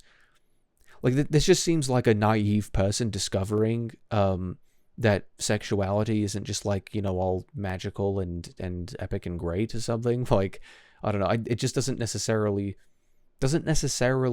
surprise me. So, like, maybe this is an entirely psychological bit, because I just have a low, generally speaking, I've got a low disgust response. So hearing that type of a thing, I would look at it more mechanically. I would say, like, yeah, I don't think that that's morally correct to do, perhaps. No, yeah, definitely. I definitely don't think that's morally correct to do, but I'm not going to clutch pearls about it, because, like, I'm going to look at it more rationally. And generally speaking, like, when it comes to the irrational, it just doesn't really offend me all that much that somebody would do that. Like, as in, it doesn't offend my sensibilities. It doesn't make me gasp necessarily, right? Like, I just sort of was just like, okay, someone did that. Like, it doesn't disgust me that it happens, even if I reckon that it's not okay to do. That's a psychological bit. I don't know if there's necessarily anything that I'd judge or not judge with that. So I guess I just don't really understand that, just because it's a different mode of being. My psychological configuration is different. I wish I could say this was all, but no, additional evidence has been brought to the table, unfortunately. I've received DMs showing me that Halos was sexual with his fans. This on its own is gross, but it's worse now knowing that he has pretty much admitted to it. This post is extremely vague, so we don't know how many pictures he has or how he manipulated these people into giving him these photos. I reckon that's pretty uncharitable as well. Like, just because you've received photos from people doesn't mean you manipulated them to do it. There could be many people who were adults and were fully capable and happy to do that. But simultaneously, I don't reckon that that's an ethical approach. Like, you probably shouldn't assume that he manipulated all of these people. I reckon that's kind of running along those lines of demonization. Like, you're just trying to see this person. You're trying very hard to construe this person as absolutely evil, when I don't know. I reckon he's mistaken. I reckon he's pathetic and irrational in many ways, but I don't necessarily think that he's evil in the way that they're saying he is. Sometimes it gets very repetitive. Man, this ain't fun anymore. Other times it'll always be satisfying to earn. Oh, I need more. That's interesting. Kanye West addiction. Best fan sign to write RS or HOH on their ass or titties gets a free drawing on me. Oh, okay. I'm doubling down as a confirmation that I'm dead ass. I'll proudly regret this later. What the hell is that? Why would you even say that? Why would you go out and say something that you would proudly regret? I'll proudly regret this later, and it gives me a reason to draw so we all win. What the hell does that even mean? That is an interesting little sexual commodification there.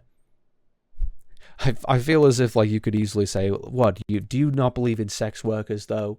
You think that women should not be permitted to women or femmes should not be permitted to sell their own bodies as a service, as a good a service? How evil of you.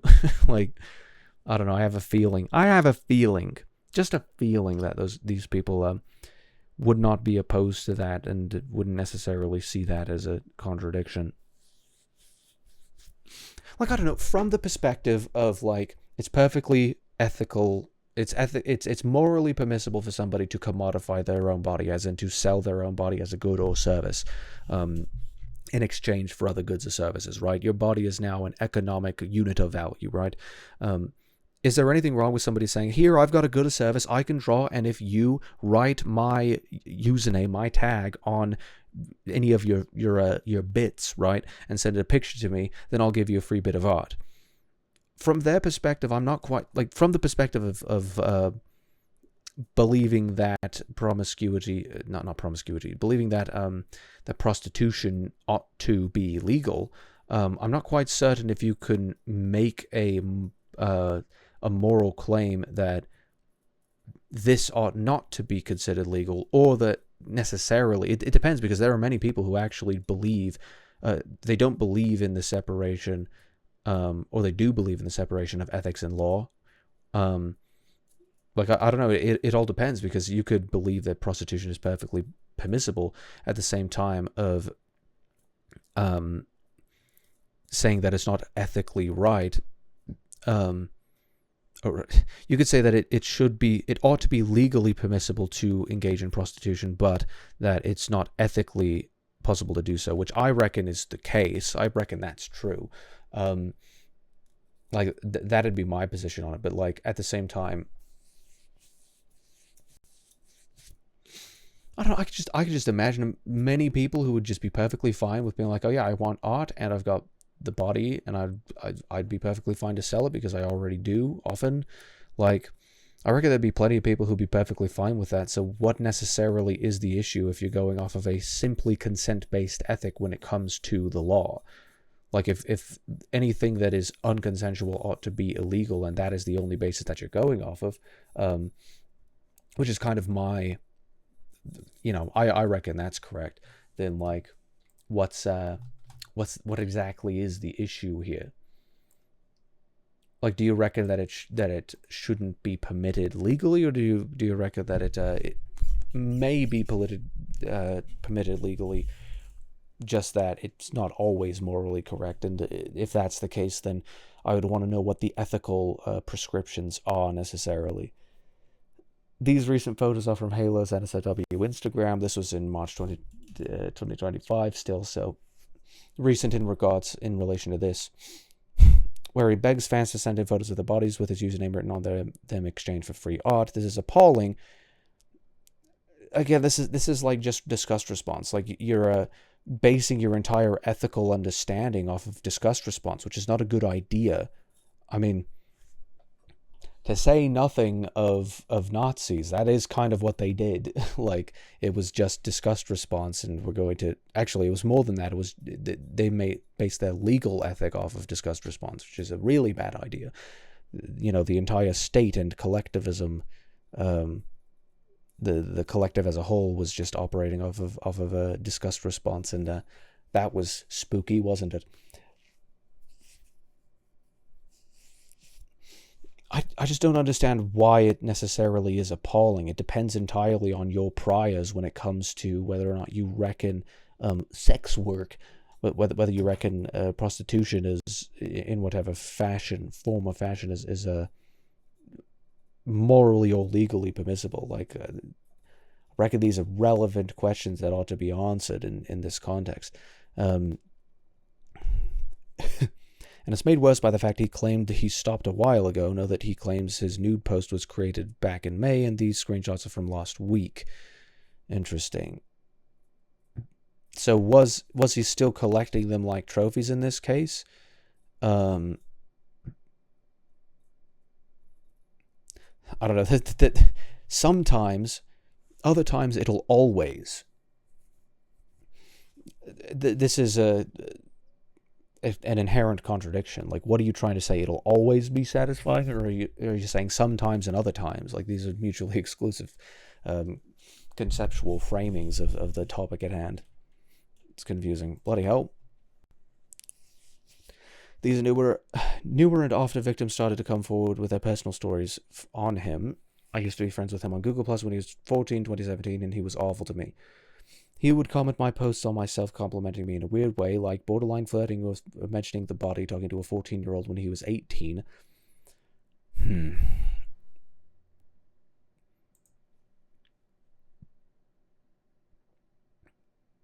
I'm wondering if from my legal understanding, like from a natural law understanding, if that's, legal.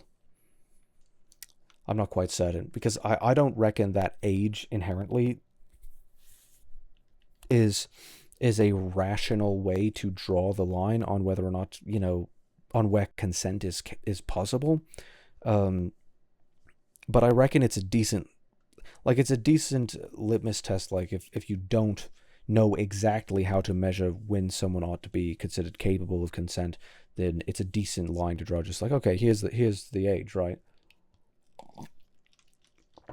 But like, I reckon just because you're 18 doesn't mean that you necessarily comprehend what consent is or what sexuality and whatnot is at all.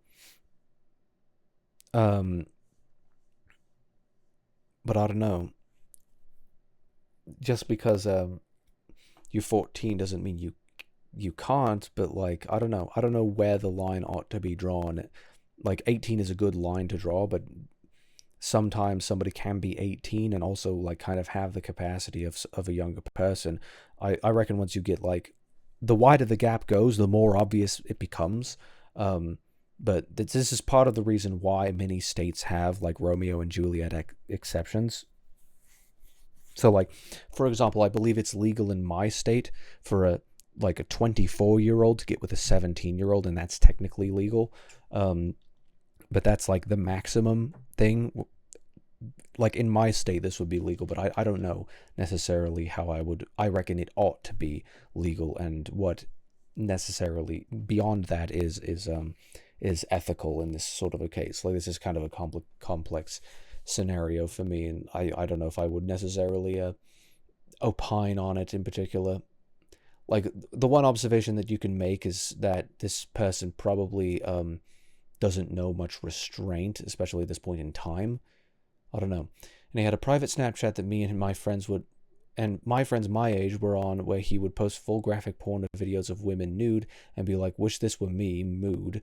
There was one situation where I was friends with this one girl that was older than me as well and closer to him in age, and she bullied me and just dipped and said he didn't want to get involved because he liked her as an artist. Also, there were times I don't even know why does that even matter? There's so much ambiguity in that situation that I'm hardly even motivated to consider or to care about that at all. Like, what does that even mean? This is just like interpersonal drama. Like, I don't really care. Like, if you're trying to condemn this person, like, it doesn't really come into the calculus for me. I was friends with this one girl that was older than me as well and closer to him in age. So it's like she was 14 and then she was 16 and he was 18 or something like that. She bullied me. Like, boohoo, I guess. Like, sorry that happened to you. I don't know. He just dipped and said he didn't want to get involved because he liked her as an artist. This is the kind of like moral cowardice that many people display, though. Like,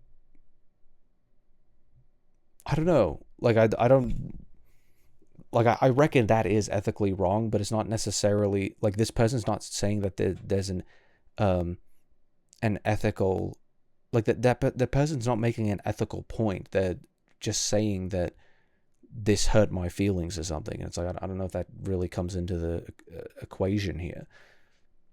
How relevant is that really? There were times me and my best friend were on call with him. We were 14 to 15, so it was maybe 2017 or 2018, and he would self-deprecate and fish for compliments, and we would obviously try to comfort him. I have screenshots of the video call.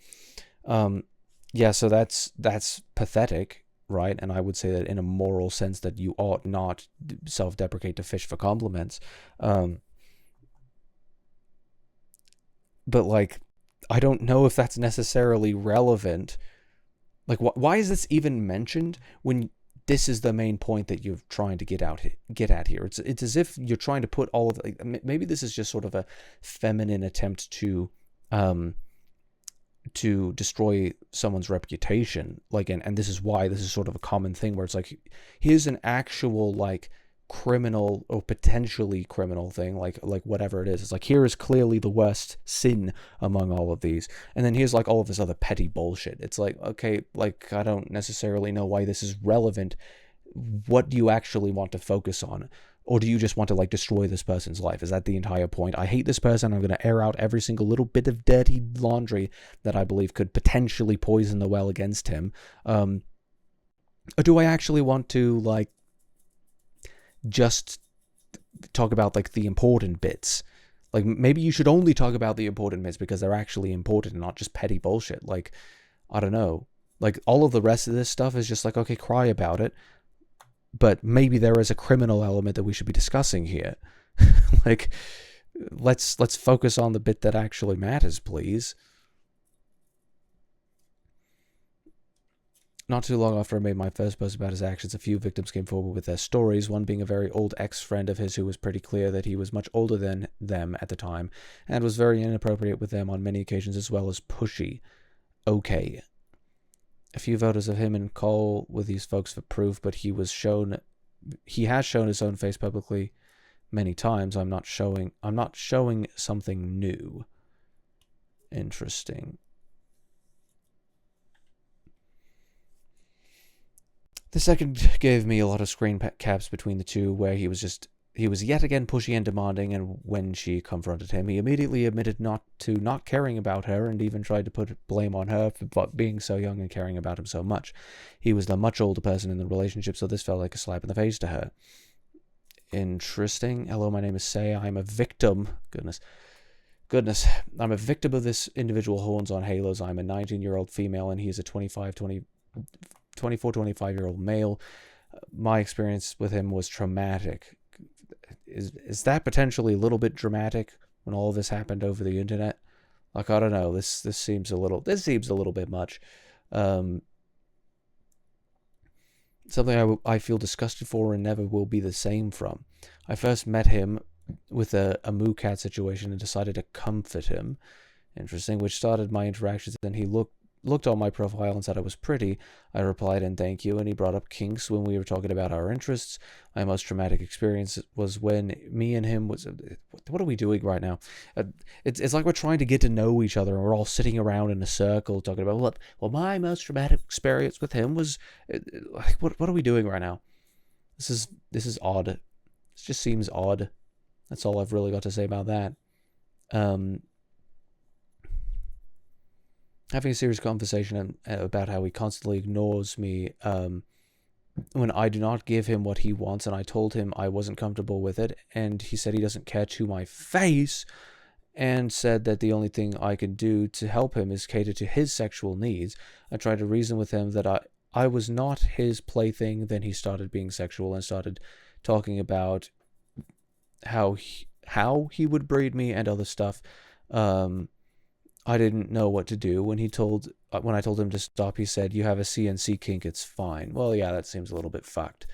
Perfect. Take some selfies now, quickly. Blurred out. This is interesting when people end up blurring out their side of the conversation because they don't like they sort of regret having been sexually interested with someone or something like that. Like, I don't know. It seems as if you're being a little bit too sexually permissible in regards to what you believe is good for you to, or permissible for you to behave as. It's like, I can just be as sexual as I want, but if I regret it afterwards, or if, it ends up being a little more sour in my mouth afterwards, then I can truncate the sexual things that I did in order to make me seem like more of the innocent victim, when I just sort of simultaneously, like, this is the truth of the matter, I simultaneously was sexual in this case and was turned on by this situation, but at the same time were lines crossed, and my sexual comments don't necessarily make that justifiable. Like, I don't know why you couldn't just say that, but also air out the bits that you are a little bit ashamed of, if they may be relevant to the context, particularly in the fucking screenshots that you're sharing. I don't know. Does it involve personal information? Like, I don't know. Even better.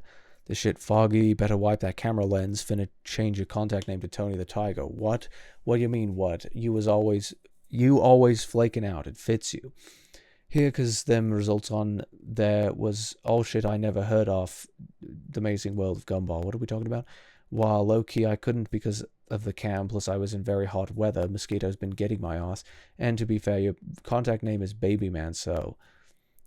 Mind you, ye ain't sent shit yet. You mean you ain't sent shit yet? Is that what that means? You ain't sent shit yet. I fucking AAVE. This shit is a little bit nonsensical. What the hell does this mean? You must think I'm playing to some. That's just the truth. Something about so you care for someone you don't know. That's just the truth. So all I was here for was your personal pleasure, yeah?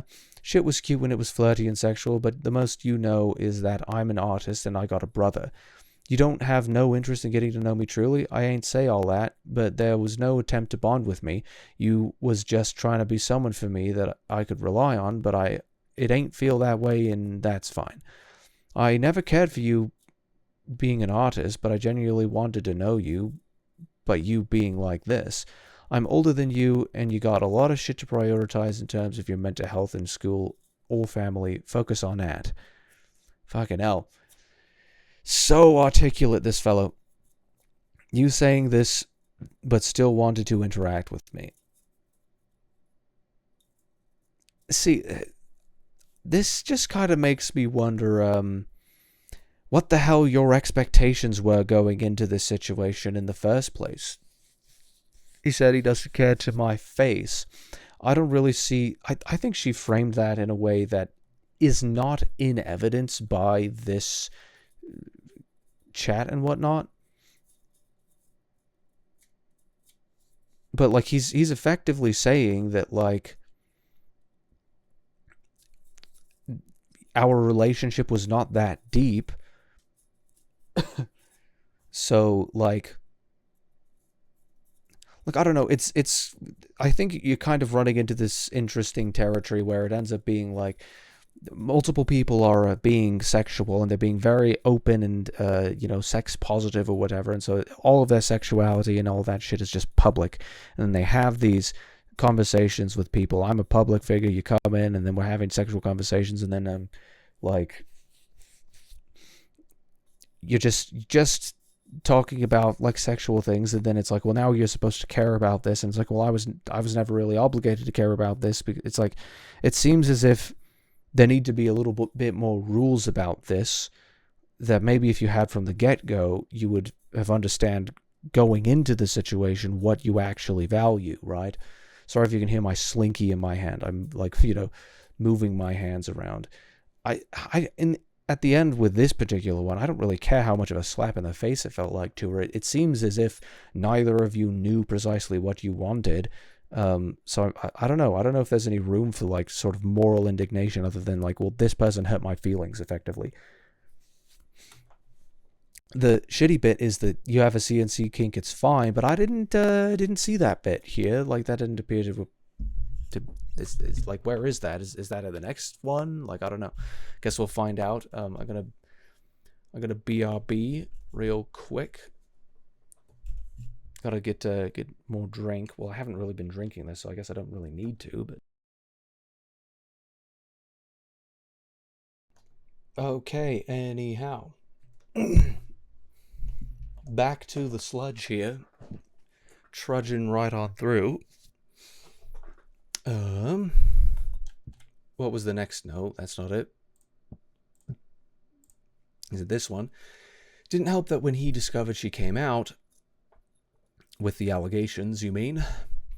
He tried to claim she did this because he dropped their friendship, quote unquote, and was just angry with him, when the reality is she was still in contact and in fact wanted to stay anonymous because she deeply cared about him and wanted to see him change. It wasn't until he then dropped her and admitted he didn't care about her that she no longer cared about being anonymous. This seems to be a little bit complex. So she came out about it privately. So I don't know, if you really wanted somebody to change, why the fuck would you come out with it? Like, why wouldn't you just try to resolve this privately? Like, hey, I would like you, I think you could, I have concern for you, you know, I care about you, and I reckon you could change. I reckon this is a good way for you to change. Like, here are my concerns. Can we resolve this? Are you interested in resolving this? And then he says no. Like, at what point do you reckon it's permissible for you to go out of your way to kind of make public statements that could damage his reputation?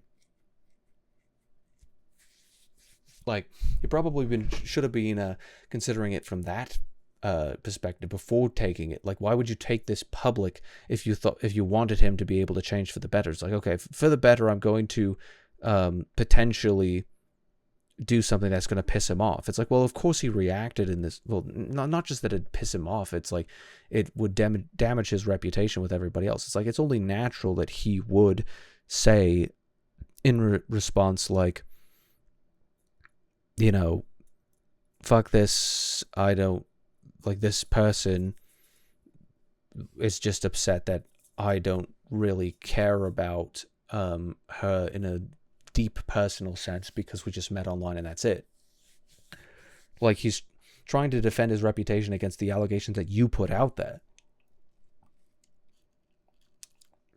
Like, you probably shouldn't have come out publicly with this unless you were really ready to be like, no, fuck this guy, right?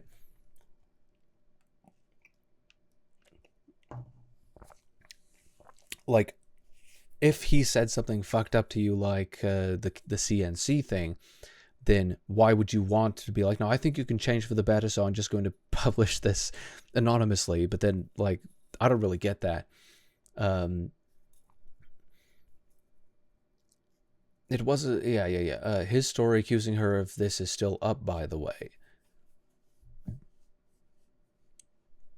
And I have to naturally I have to dig through it. This is part of the issue with the Twitter thread thing in the first place, is that in order to actually get all of the details on this, I'd have to dig through it. Like, I feel like this could be in a longer form video where somebody actually reviews all of this evidence and comes out with like a decent narrative stringing all of this stuff together that's actually far more truthful and nuanced than simply being like, oh, well, this person's a shitty person and here's all of the reasons why, and but in brief, so that you don't actually have to make up your mind for yourself. It's like, this is just not a rational way to disseminate information about whether or not this person should or shouldn't be trusted or regarded as an acceptable person, a safe person. Hello, I would like to talk about HOH. I'm currently in communication with him, yet I would just say anonymous. Yes, of course, I'm all ears. Wait, so this person came to this person to talk to him? Or I, 19-year-old female, and him to developed a sexual and a friendship and then a sexual relationship. Sometimes with being friends with him is emotionally draining, such as if I don't send nudes, he gets upset or cuts me off. You're not friends. This is the thing. Like, you are not friends at this point. I wouldn't say that that's coercive. I would say that that's irrational and unethical of him to do something like that. But I would also say that, like you got to regard this as freedom of association here. Like, and you should probably think about your sexual values a little bit more. Like, if you just wanted to send nudes and have fun with that, and you know, you enjoyed the attention that it would get, by, you know, the online attention you'd get from doing that kind of a thing, then that's perfectly fine. But the moment that you realize that he reckons he's entitled to it, then you should probably think about how maybe that wasn't exactly, like, maybe you should have drawn the line somewhere as to, like, standards for who you were going to send pictures of your pussy to, right? I don't know.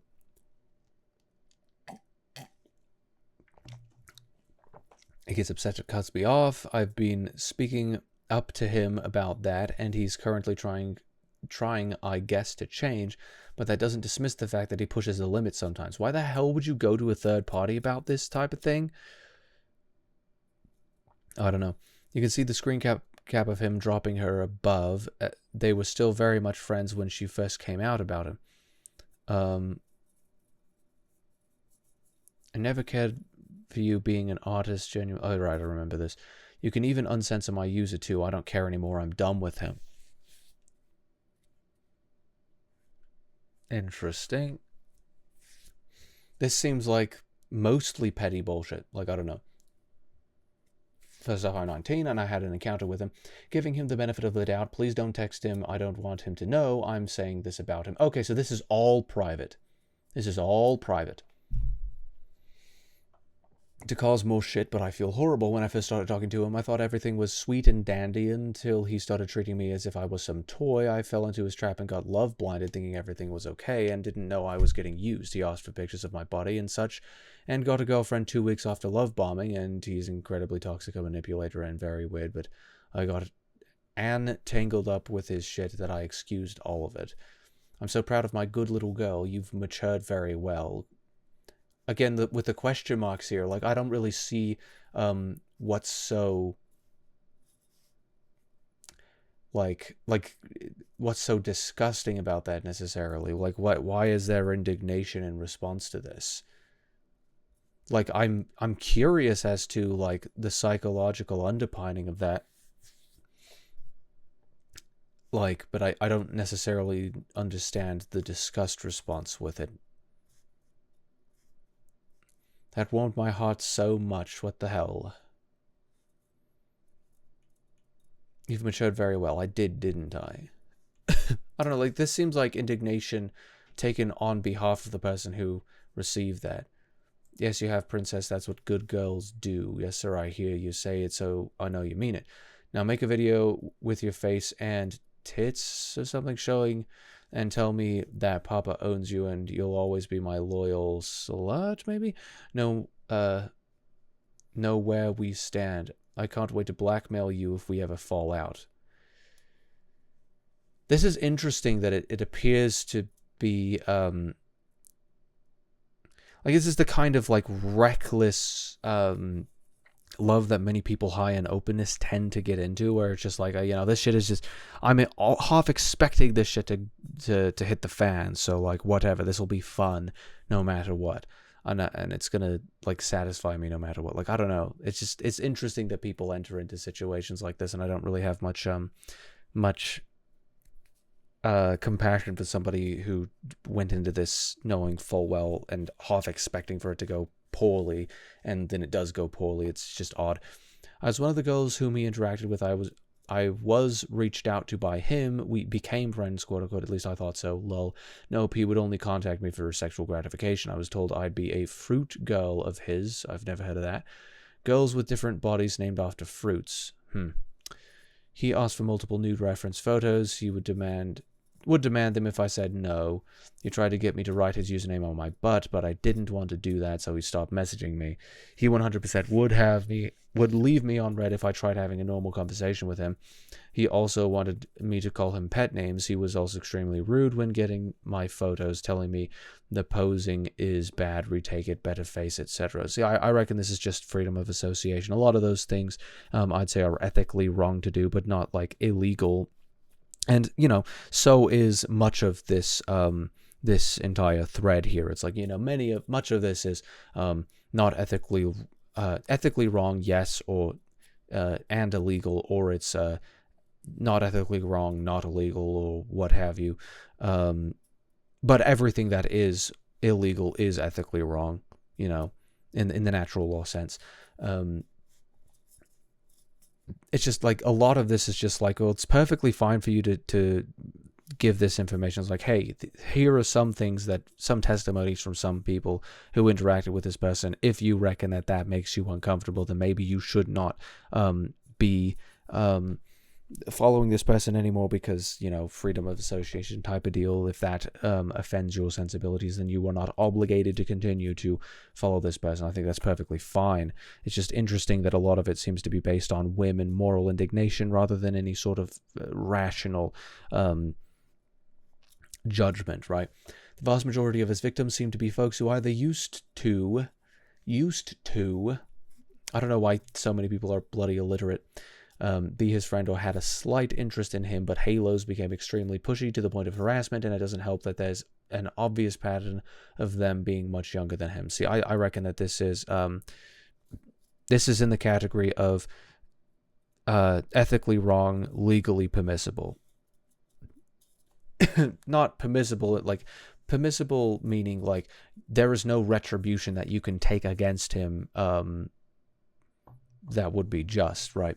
Like, what is just is like, well, this person did this thing, here are all the receipts, whatever, you probably shouldn't be associating with this person if this offends you, you know. I reckon that's perfectly fine. Goodness sake.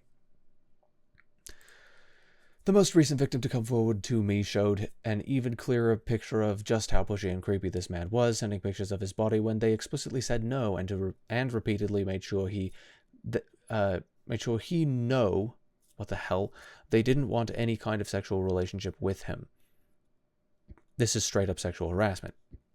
AZ Hero on Discord here. No, you better not send them. Look, Lamau, Lance, yes. My PFP been a mood all week. You're not slick. I asked you not to send them. I don't think you did. You was just nervous. But I won't do it again for you. Scolds. But why do it when I asked you not to? You better not send them. What is this talking about? So, like, I can tell that the person who is talking to him is being serious. You're not slick. I asked you not to send them. You better not send them. I asked you not to send them. I'm being serious about this. You know, Lance, period. Over text this means you're being serious, right? I don't think you did. You was just nervous. But I don't even know the context. What is the context here? You better not send them. Like, well, what happened? I don't understand.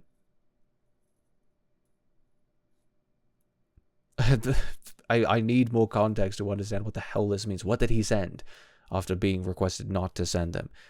And, like, certainly he appears to be, like, this isn't gaslighting per se, but he's saying, like, well, you were just nervous. That's how I interpret it. He's choosing to interpret those messages in a way that's convenient to him, but I don't know the context, so I can't necessarily judge this ethically without really knowing what the hell we're talking about. To start, Lance added me on Discord late 2018, early 2019. We got along really well, and our friendship grew very fast. I was 17 at the time, in my senior year of his, and he was 19. I don't really think, like, especially when the age gap is 2 and they're both this young, I don't really think that there's anything terribly wrong with this. Now, given that the previous year he was talking to somebody who was 14, I reckon that paints a more clear picture, but this context, taken on its own, doesn't appear to be that he's doing anything terribly wrong at that age. Let's continue. Let's see how it goes. He was super flirty, and I couldn't help but love the attention he gave me. I was super self-conscious and had really low self-esteem, so I was unfortunately weak to that behavior and never stood up for my own worth. This is a good thing to be aware of. Very good thing to be aware of, so I'm glad that there is... it's kind of highlighting where they went wrong here. To make a long story short, he confessed to me Valentine's of 2019, but I told him I'm not sure a relationship is... whatever. Then the moment that reality snapped, the fake reality happened, he randomly started speaking about his dick. He said he took some pics and asked if I wanted to see. I said no. I had a feeling he would send them. I remember the way my heart was racing and exited Discord right as the images started flooding in. I was shaking and confused as hell. A few minutes later, I checked my phone again, and he deleted them and thought it was funny. I confronted him. I have the screenshot. What happens after is him throwing a pity party that left me apologizing. Interesting. This is straight up sexual harassment. Okay. So now we've got a full picture of this. Well, not a full picture, like, not in that sense, but, like, she presumably says, you better not send them. He says, look, and he sends some pictures, says, Lamau, you're not slick. I asked you not to send them. And then he's sort of backtracking, making excuses. I don't think you did. I was just nervous. I won't do it again for you. Skulls. So he clearly thinks that this is funny. Why do it when I asked you not to? Interesting. So I could see what he's trying to do there. I would certainly say that this falls into an unethical category. Yeah. I'm pretty. I find it pretty easy to say that that's unethical. I have a memory when I was younger. I remember making a vow to myself, saying I'd never hurt a woman the way he had hurt my mother. So, do you think you've lived by that vow you made yourself all those years ago? And then there's like a question, Lance. No, I haven't. And do feel like you're turning into your father these days? Yes. Wow, that really sucks. And this is kind of an interesting thing. Like everyone's kind of loves oversharing in this way. I don't know. Like maybe we shouldn't. Maybe we shouldn't. I also wanted to touch up on how Halos himself has stated he hurt women. I don't know, you're going to make mistakes. That's the thing, is that like everyone's going to hurt people eventually, and if you are attracted to women and if you have relationships with women, it's almost inevitable that you're going to hurt women in the process. Like you should make active, rational, conscious steps not to do so. But like I think the counterfactual to this is that like, are you trying to say that somebody should never hurt women, period, and that, like, everybody ought to just be a saint? It's like, okay, you have to understand that moral ideal is highly unrealistic. Like, I don't know. Like, how often are you going to hold the stance to everybody else that is like, well, you are not a pure individual. You didn't do everything perfectly correct in XYZ case. It's like, okay, fair enough. But this is a difficult standard to hold because it's eventually going to smack you in the face. It's going to come right back at you. So you should probably be a little bit careful about this. Like, just be a little bit careful, because eventually you are going to be at the guillotine as well to stand for your crimes. And so maybe you shouldn't be trying to flog everybody else so much for it. Like, cheer when somebody else gets their head lopped off. But, when it comes to you, maybe we should feel bad for you, right? Just means that anybody else who's cheered for the beheadings of others, I don't really have much compassion for once it's their turn on the guillotine, right? This has kind of been my position from the beginning. My expectation from the beginning is that it's like, well, this is gonna be rough for them, isn't it?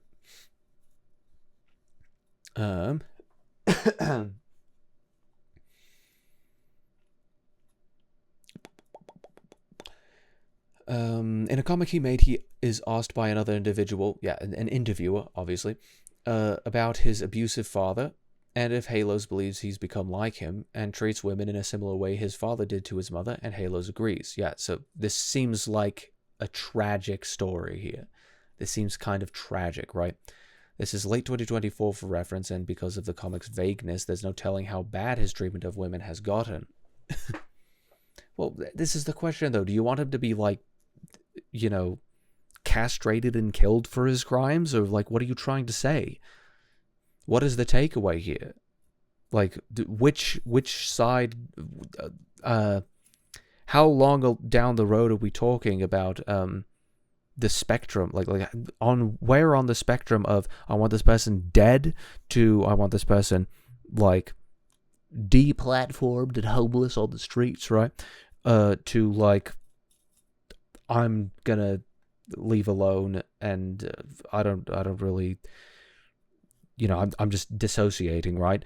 To absolutely everything that this person did is correct, and I don't really care, and I'm going to continue supporting, or I don't support it, but this person's perfectly justified. Like, where on the spectrum are you on this topic? Because seems ambiguous.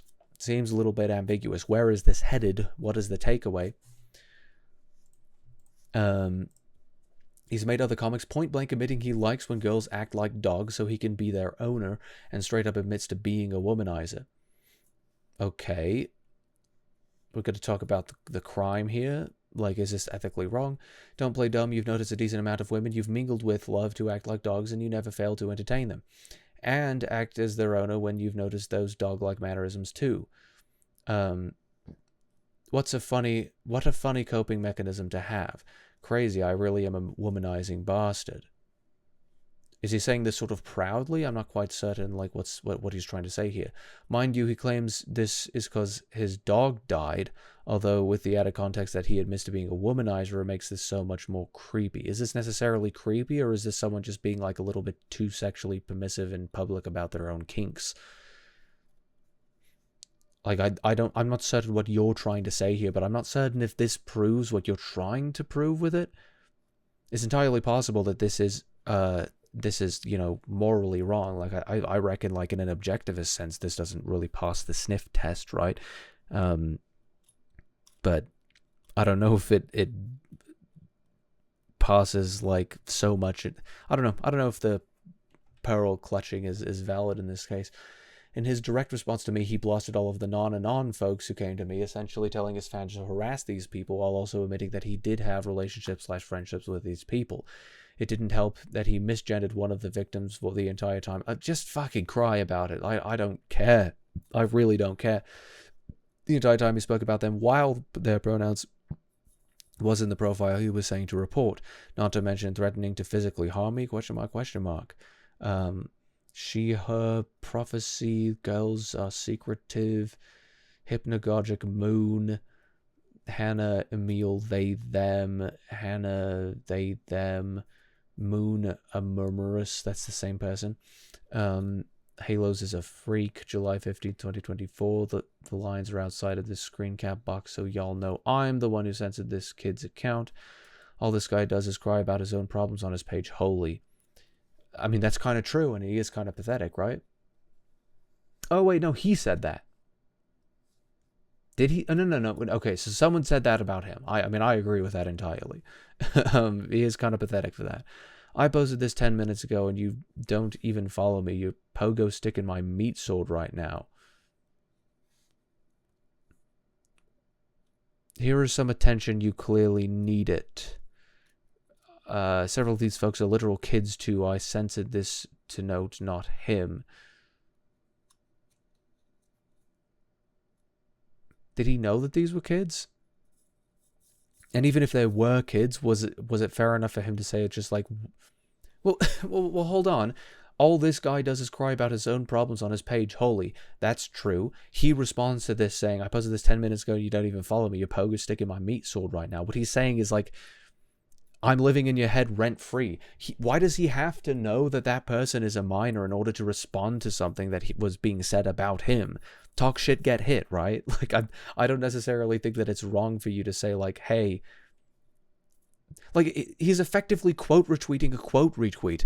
Oh my gosh, I can't believe you responded to a minor. Is this really what we're doing right now? Like, this is fucking silly. He too on many occasions tried to throw his audience at random accounts that have called him out or even just lightly stated they thought his content was cringe. This also isn't okay. I mean, I reckon it's sensitive, but this is the thing. It's like, it's talk shit, get hit. If you're gonna talk shit, you should expect the person who you're talking shit about to see what you said. And if they're offended about it, and if they respond in an offended manner, and if they send... either directly saying it's just like, you know, fuck this person, which, you know, everybody else may go in, look at their stuff, respond unkindly. Like, it's the internet. Like, I don't know. Talk shit, get hit. Freedom of association. Like, I don't know. It's just, I don't know how much you could say that it isn't okay, necessarily. Like, surely the person making this thing is expecting a certain amount of negativity to go his way. Is that all justified? But anything that would, you know, happen to a minor who was also, you know, talking shit or whatever, like, all of that is unjustified? Like, universally? Like, I don't know. I don't get it. I didn't realize you were not allowed to quote retweet a minor, effectively. Like, that's effectively what this is. This is just weird. Also, the threats to physically harm. I don't know where that is. Where the hell is that? Like, here's some attention. You clearly need it. You're pogo sticking my meat sword right now. Effectively, that just means, like, in context, that effectively just means, like, I'm in your head rent-free. Like, this is just general internet banter. Like, this is just shit talking, right? This is shit flinging. Like, there's no problem with any of this. But then it's like, he's threatening to physically harm you. Where was that? I don't think you proved this here. I don't think this is in evidence, like, at all. Like, this is not being shown here at all.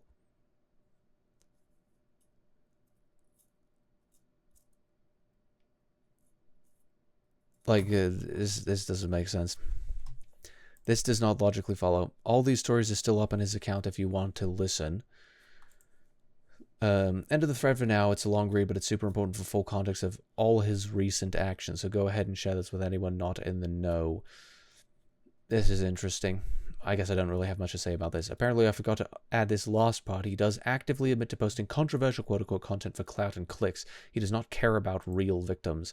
I don't know why anybody's obligated to care about real victims. I don't believe in positive obligations in this sense. Like, you can say, ethically speaking, that, you know, someone who was victimized in XYZ way ought not to be victimized in XYZ way, and that's actually a legal claim as well, if there is, you know, the degree to which the restitution is just, right, or what have you. Like, all of that is perfectly relevant. But personally, I don't think someone who doesn't know how to handle a fan base should have one. As long as you hold that consistently, like, I suppose that's it. See, personally, like, this is an ethical claim that you're making, not a legal claim. And effectively what you're trying to do is, like, you know, rouse all of the crowd into going away with him.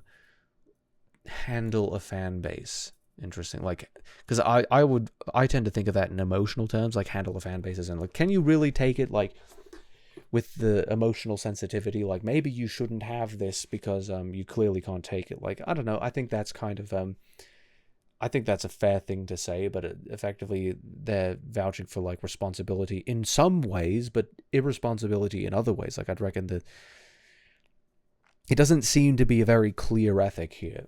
I don't know. Fans are there to support you and love on your work. I don't know if that's necessary. I don't know if I necessarily agree with that inherently, but, like, I don't know how worth it'd be to go into that. It just seems to be, like, an interesting premise that it's like I don't know. It's just an interesting way to frame that. They do not exist to be potential sexual partners of people to threaten. When did he threaten anybody? I still didn't really see anybody get threatened there.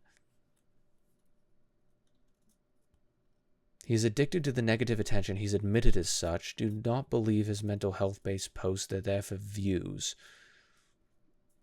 A lot of this seems fair enough, I suppose.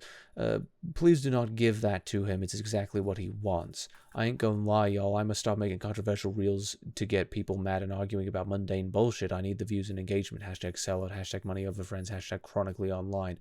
Again, this seems to be like the openness. This reminds me of another artist who I've perhaps expressed frustration publicly before. Maybe I have. I don't know. It's the kind of thing where it's like, I'm gonna, like, post. I'm just gonna, like, rant about shit. I'm gonna post shit about all sorts of shit that upsets me. I'm gonna post about pro-chip. I'm gonna post about Elon Musk. I'm gonna post about all this shit. I'm thinking of a XEXE, so CCZZ or whatever the bloody thing is. Sam is his name. Like, I've seen that kind of attitude. It's like, I don't even care what it ends up if people are upset at me or whatever. But then also I'm gonna get, like, you know, very offended at everything else that other people make, and I'm gonna be very mean and very edgy and very upset. But then the moment that other people are edgy, I'm gonna, like, virtue signal about it. It's like this but then I'll, like, delete all of my other shit, and it's like just being an agent of chaos with no rationality involved whatsoever. But also, at least he actually had, like, a good art style. That was the entire reason I was following him in the first place. I don't know. Now he's just, like, a bloody Deltarune poster. I should actually play through Deltarune. It's been on the list for forever. I just never got around to it still. If you decide to keep supporting him after this, please do so with caution. You are worth more than you know. Well, at least that's there's no like virtue signaling on that point. It's just like, if you decide to keep supporting you after this, please do so with caution. You know, it's a request, it's not a demand, it's not moralizing or anything like that. I've got nothing to lose ATP. At this point, it wouldn't matter if I apologized for shit I've already owned up to and confessed to 100 times. Y'all wouldn't believe me anyways, and I wouldn't care if you did, since I always told the truth when y'all are literally just digits and strangers on the internet to me. I don't know, I think that's kind of a fair thing to say. I think that's kind of fair. You can't please everyone, and they're all just digits and strangers on the internet. Like, I don't know. Why even do this if you're going to block me right after? Yo, Trent, I've got a question, and I'm just trying to keep it mature and respectful as adults if you're comfortable holding a conversation with me. He may have blocked afterwards, after realizing that there were some accusations that he reckoned that weren't in good faith or something like that. I don't know. It is kind of a good question, but like I reckon there are probably reasonable reasons to do that. What is this? Halo's decided to respond to the reply above this, claiming he wanted to talk to this out like mature adults, so I'll show you the videos of him threatening to punch my face off for the first time he saw my call out. He then laughed and said it was good. It freaked me out. Said it was good. This is from Hones on Halo's side account. Models for reference requested must be 20 star. Verify with ID and day of birth. This is the one I saw where he had said that his NSFW commission said open. I don't know. I reckon it's all of it's okay and none of it's okay, man. Like, it's just interesting that people try to subdivide so well, but then like freak out once things tend to kind of go wrong. It's like, none of you know where to draw the line on this, so I don't know. Like, maybe we should be a little more rational about it. Hello, Dr. Doom. How do you do? For one of his victims is literally under 20, so that was a lie. 2, this is just weird in gender. I don't know why people type things. They're so bad at typing things, clearly. Good, how about you? I'm doing all right myself. The only other man I know to have done this was Robato, who is an open misogynist skull. 3, one of the victims was actually a part of this. While they consented at first, it was extremely rude, insulted their image's body, pressured them into lewder images. Remember how he said used to collect... Stop being illiterate. He used to collect nude photos. Doesn't this just make this post a huge red flag in general? See, this is part of the question, though. Like, this is part of the question. Either all of it's okay and none of it's okay. Are you going to be sex positive or are you going to be sex negative? Like, I feel you have to draw the line here eventually. This like lack of actually saying when the line is crossed is kind of the issue entirely. Like, this is something that people high in openness and low in conscientiousness ought to consider. Like, either you should embrace there not being a line at all, which ends up being you end up into some problems there, or you should state explicitly where you actually draw the line so people understand where you're coming from. Bloody hell. How do we know he ever used them for models in the first place and didn't just add them to his creepy personal collection? I'd also like to add that as an artist who focuses primarily on anatomy, I've never needed a real model. There's thousands of references already available online. I have no doubt this post was a cop-out to lure in women and pressure them into lewd photos for his personal ego. I mean, that's not exactly a leap in logic. I mean, that's kind of a fair point, I suppose. Share their story around if possible, and if anyone who sees this was one of his models or knows someone who was, please DM me. This is interesting. Like, were you just like personally hurt by this person? Why are you so interested in like digging into exactly how evil this person was? It's like, oh yeah, you should DM me with all the information you've got and all of this. It's like, it just makes me wonder where you get all the energy. Like, damn. Like, he must have hurt you pretty hard or something like that. Like, I don't know. Like, I'm curious about that. Like, did he? Like, you're just, like, so ethically concerned with it or something? Like, I don't know. Like, Sniz, I want to just punch you in the mouth, bro. Because the way... Okay, so that is a threat, clearly. But there's not... I want to just punch you in the mouth. Is that... Well, actually, is that a threat? If you say you want to punch someone, is that actually a threat? Does that say that I am going to?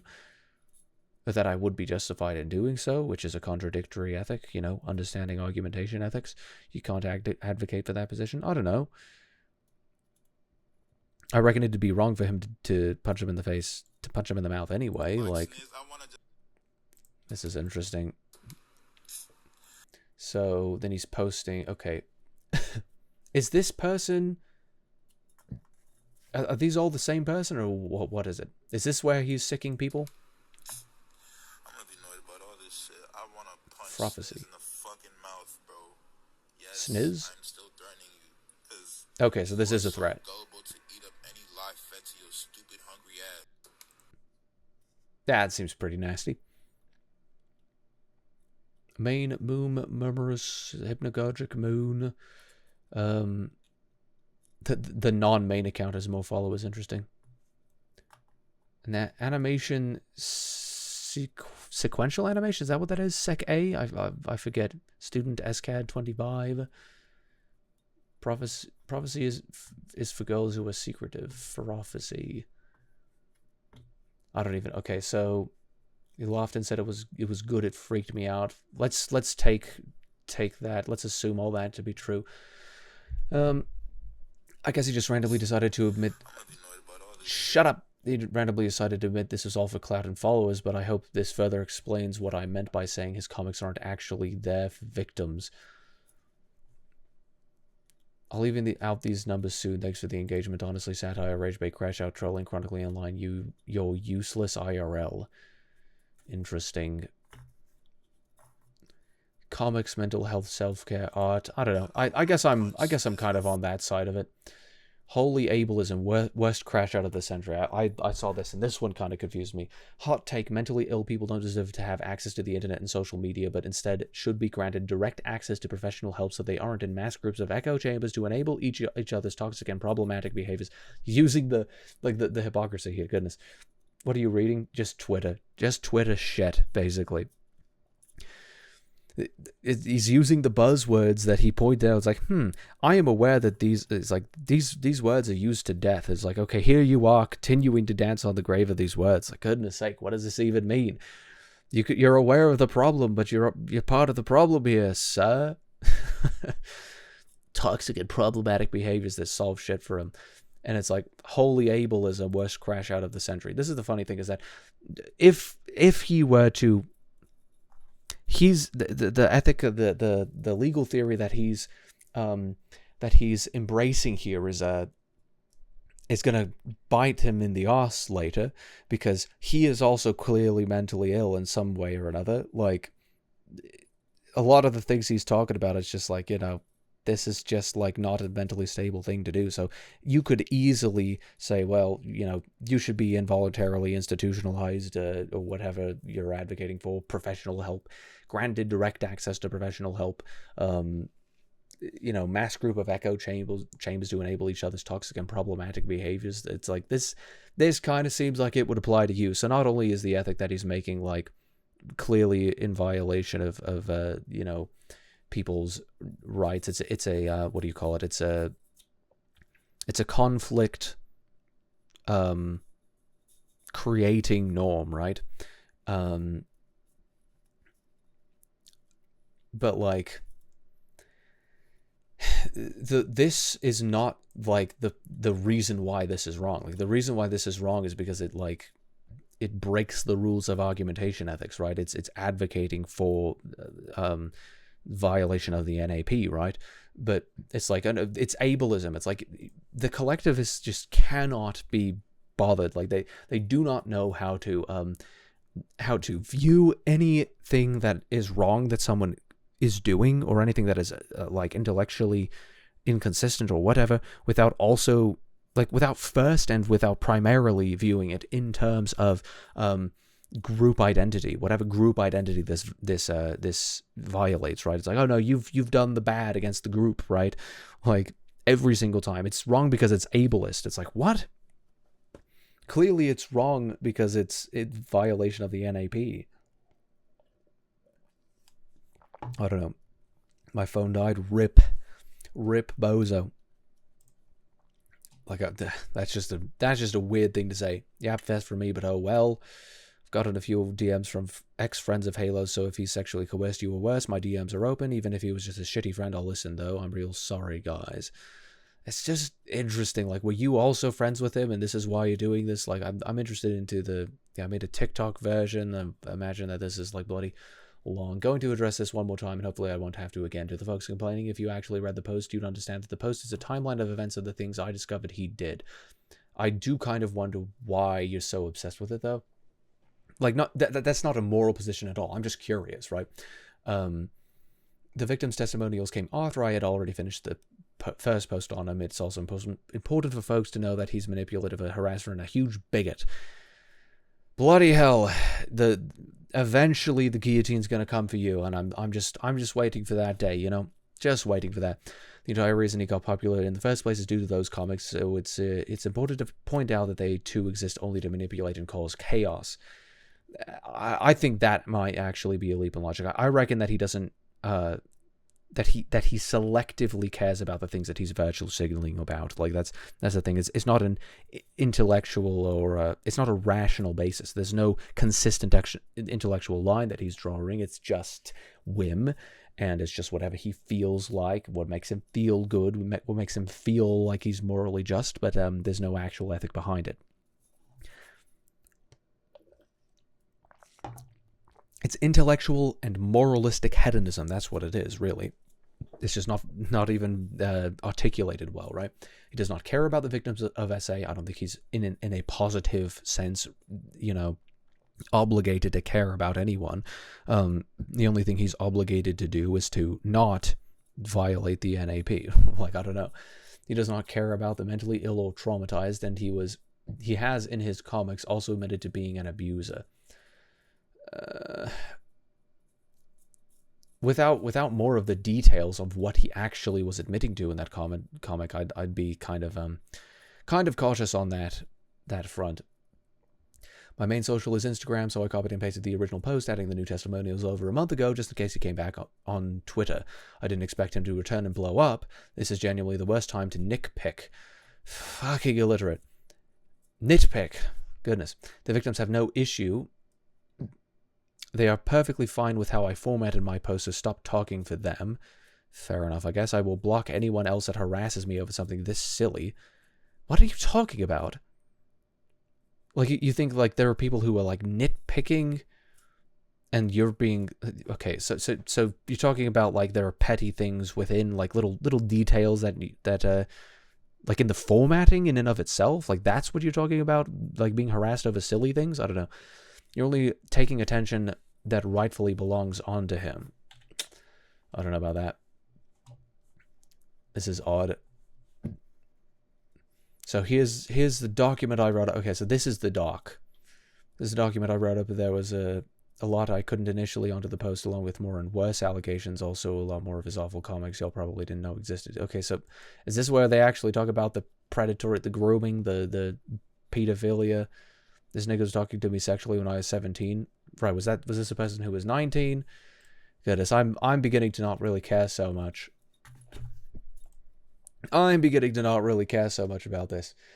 It seems to me as if people could really do with drawing the line better when it comes to, like, what is or isn't permissible in any given case. Like, this just seems to be loads of drivel. Like, it'd be nice if people could be clear when they're, you know, speculating about things or when they're not. When they're wondering about, like, where they draw the line of things or when they're not. Like, I don't know.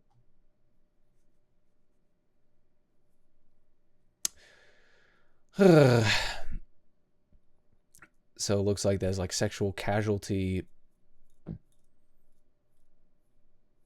They claimed to be 14 to Lance, who was 18 at the time, but was actually 12 years old. So was that the situation? This is very illegal if true. I think that actually does, because presumably what this one is talking about is on the state level. Like, you're talking on a state level, or sorry, you're talking about a legal level. Like, you're talking about what is currently instantiated in law in a statist sense, right? In this sense, this is entirely dependent on which state each individual, each party lives in, and that in some states I think that would actually be legal.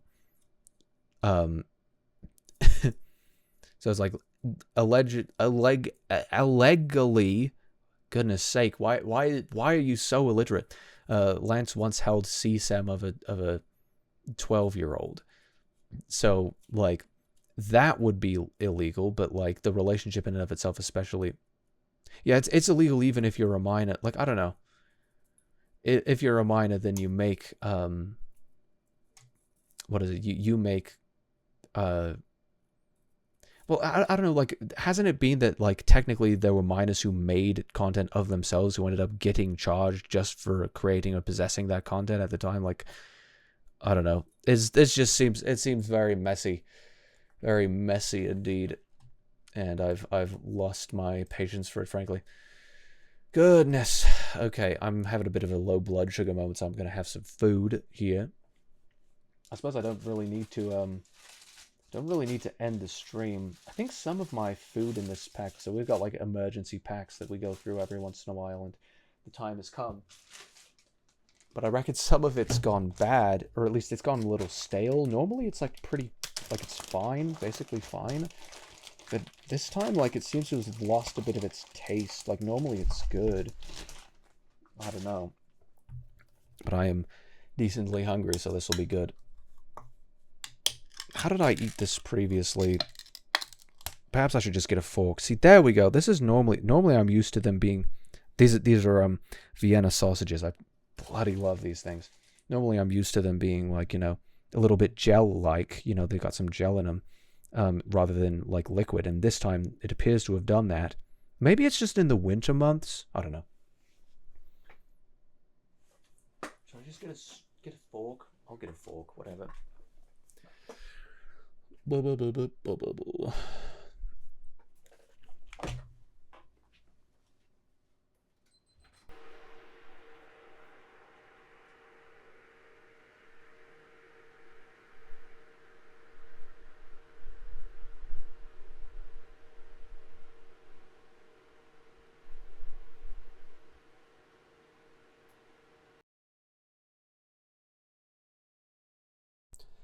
Goodness. Ugh.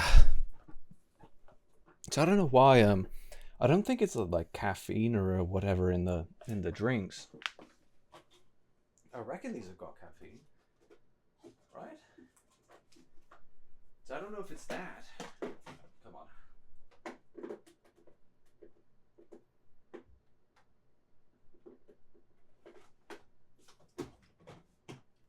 on. Okay. After I have some of this food, I'm gonna be back into what do you call it? The thing. Back into subliminal. This will be good. Goodness. Yeah, I'm shaking, and I think it's because I'm hungry. Because normally that's just that'll happen sometimes, right? But I don't know. It seems odd. There is caffeine in this, right? Where is it? Carbonated water, less than 2% of caramel. Caffeine, yes, it's got caffeine in it. I don't think it's the caffeine that's making me feel this way. I think it's the lack of food. Normally that's what I'd expect. Perhaps the caffeine doesn't help. It's just compounding. Give me the Vienna sausage. Goodness. It's always most difficult to get the first one out. There we go. Ah, they're so delicious. That's the thing, they're so delicious. It's been ages since I was trying to get some. I put it on my list to make some stream upgrades, and I did get some of them in within the past week. I got the orbs and I got my offline screen updated, but I didn't get the BRB one. Howdy, Asher. Don't know if you've still got spotty connection. Goodness. Goodness. I don't like how shaky I am right now.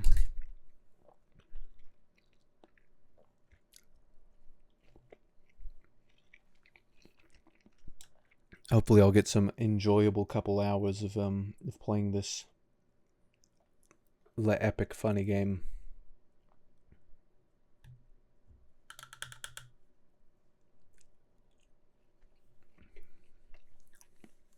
Vienna sausages are good, and if you don't like them, then you're wrong. Same thing with the Dr. Pepper Blackberry. Very bloody good. Very good stuff.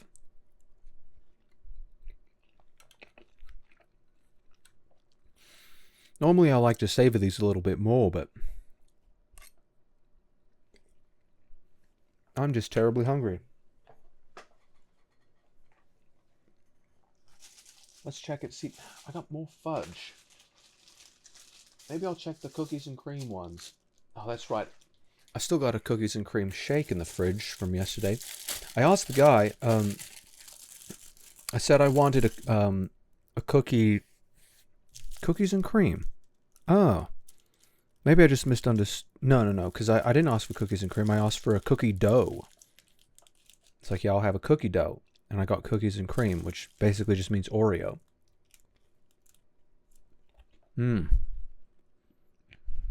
See, this one is not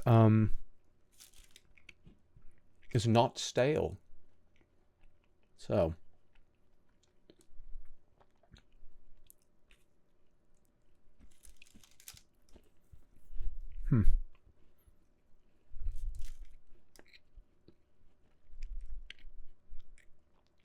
I don't know if I've ever actually cooked a Pop-Tart, or whatever you call these off-brand ones. I don't know if I've ever done that. I think I've always just had them raw. And they're good, so nothing wrong with that.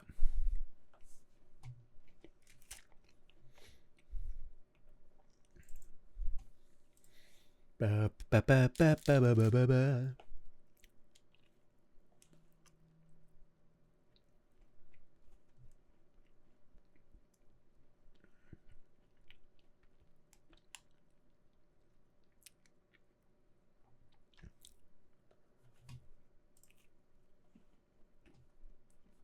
Bloody Life Center always gets marked as yeah, exclude site. That'd be good. Let's just do that. I suppose it might be a good idea for me to stop saying that word on TikTok.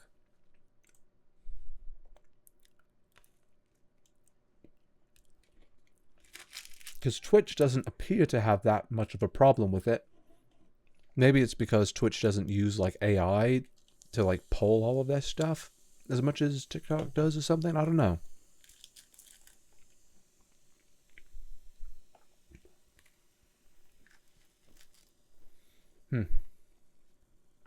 Realize this may be a bit boring.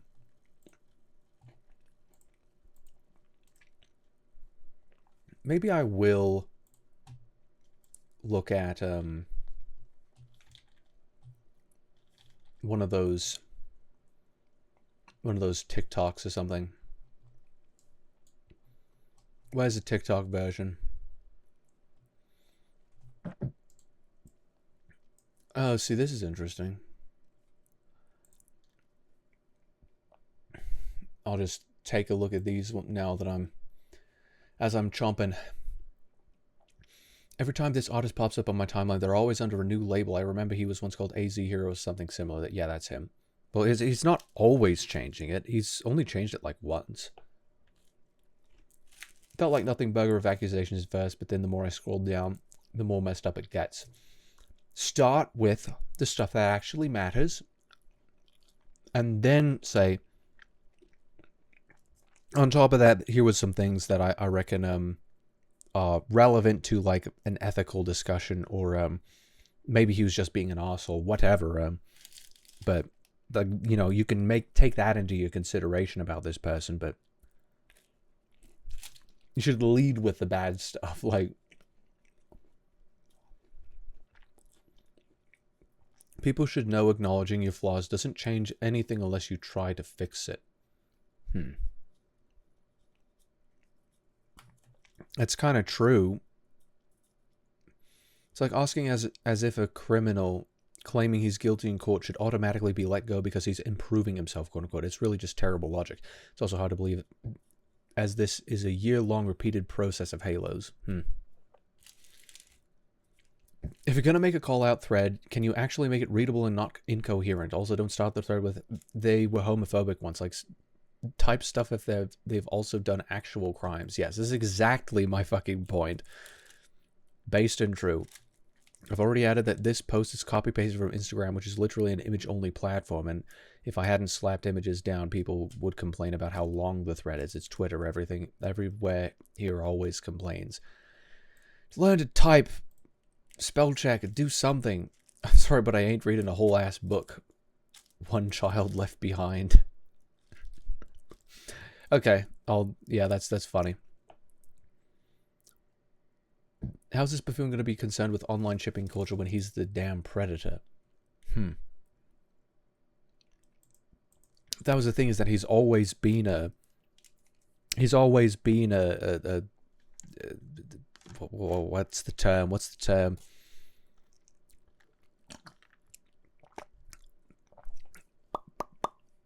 I forget. Goodness, why is the brain farting? Whatever.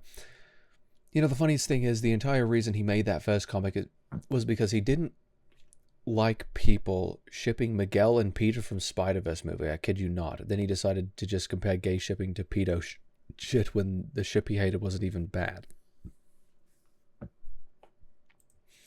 I mean, while it's certainly true that you wouldn't be able to see that at all, it's like, yeah, that just wasn't in the fiction. The question is, like, are you going to draw a line between the ones that you don't really like? Or are you going to draw a line between the ones that, like where do you draw the line? Do you draw them, like, on what just simply offends you? And in that case, like, people are right to call you out, that it's like, why do you care about this in this particular case, but not in this other particular case? Like, I don't know. Fake comfort horror comics. Mentally ill people should just expect to see gore and triggering topics without warning, as if bro wasn't making comics for mentally ill audience. Yeah, see, I feel like that's kind of what I was saying.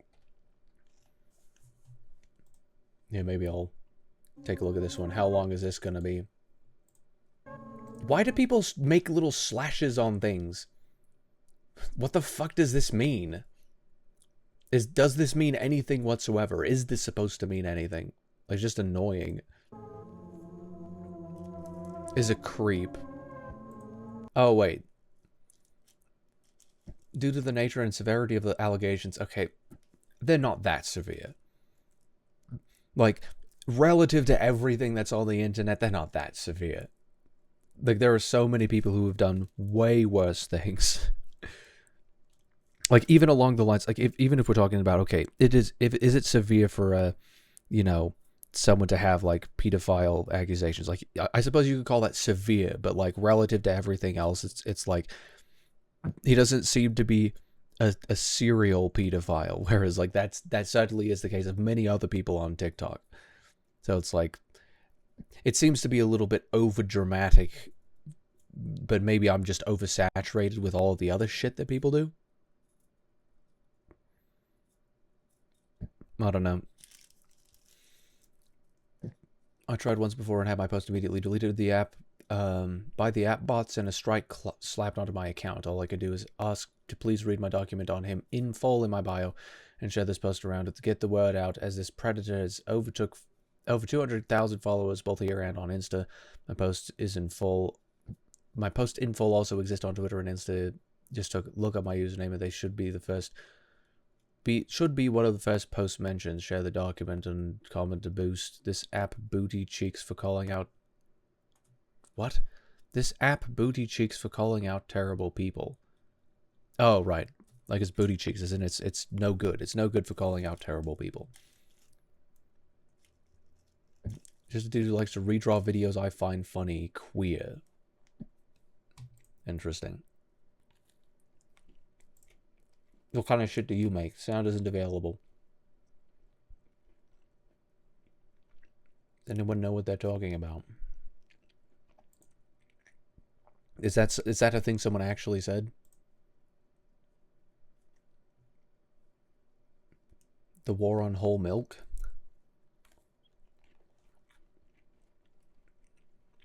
Are they talking about, it's a dog whistle. I don't believe you. I just don't believe you. It's the same reasoning. Milk is coming back to schools. If it sounds crazy, and the dog whistle is working. Wasn't it the case that hasn't whole milk to a certain degree been like politicized? Anytime anyone ever says anything about dog whistles, I am automatically inclined to believe that they're just an insane person.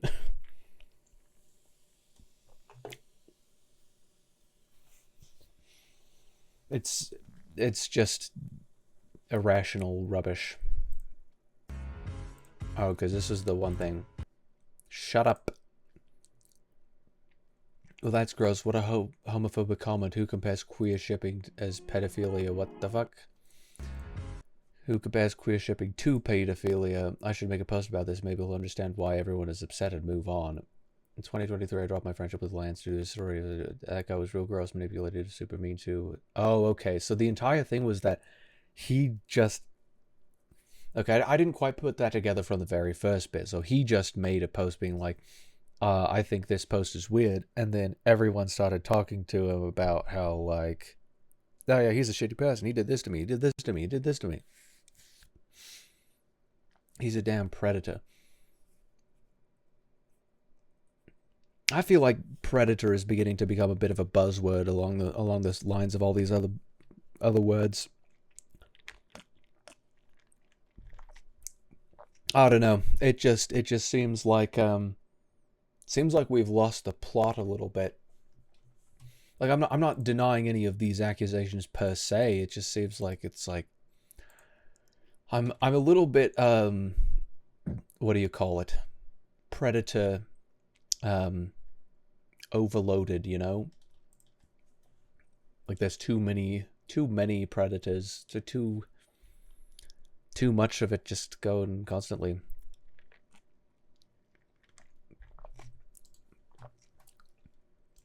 I've reached predator fatigue. There we go. I've reached predator fatigue. There's too bloody many of them. Everyone's accusing everybody of everything, and it's like, okay, let's move on. Let's move on.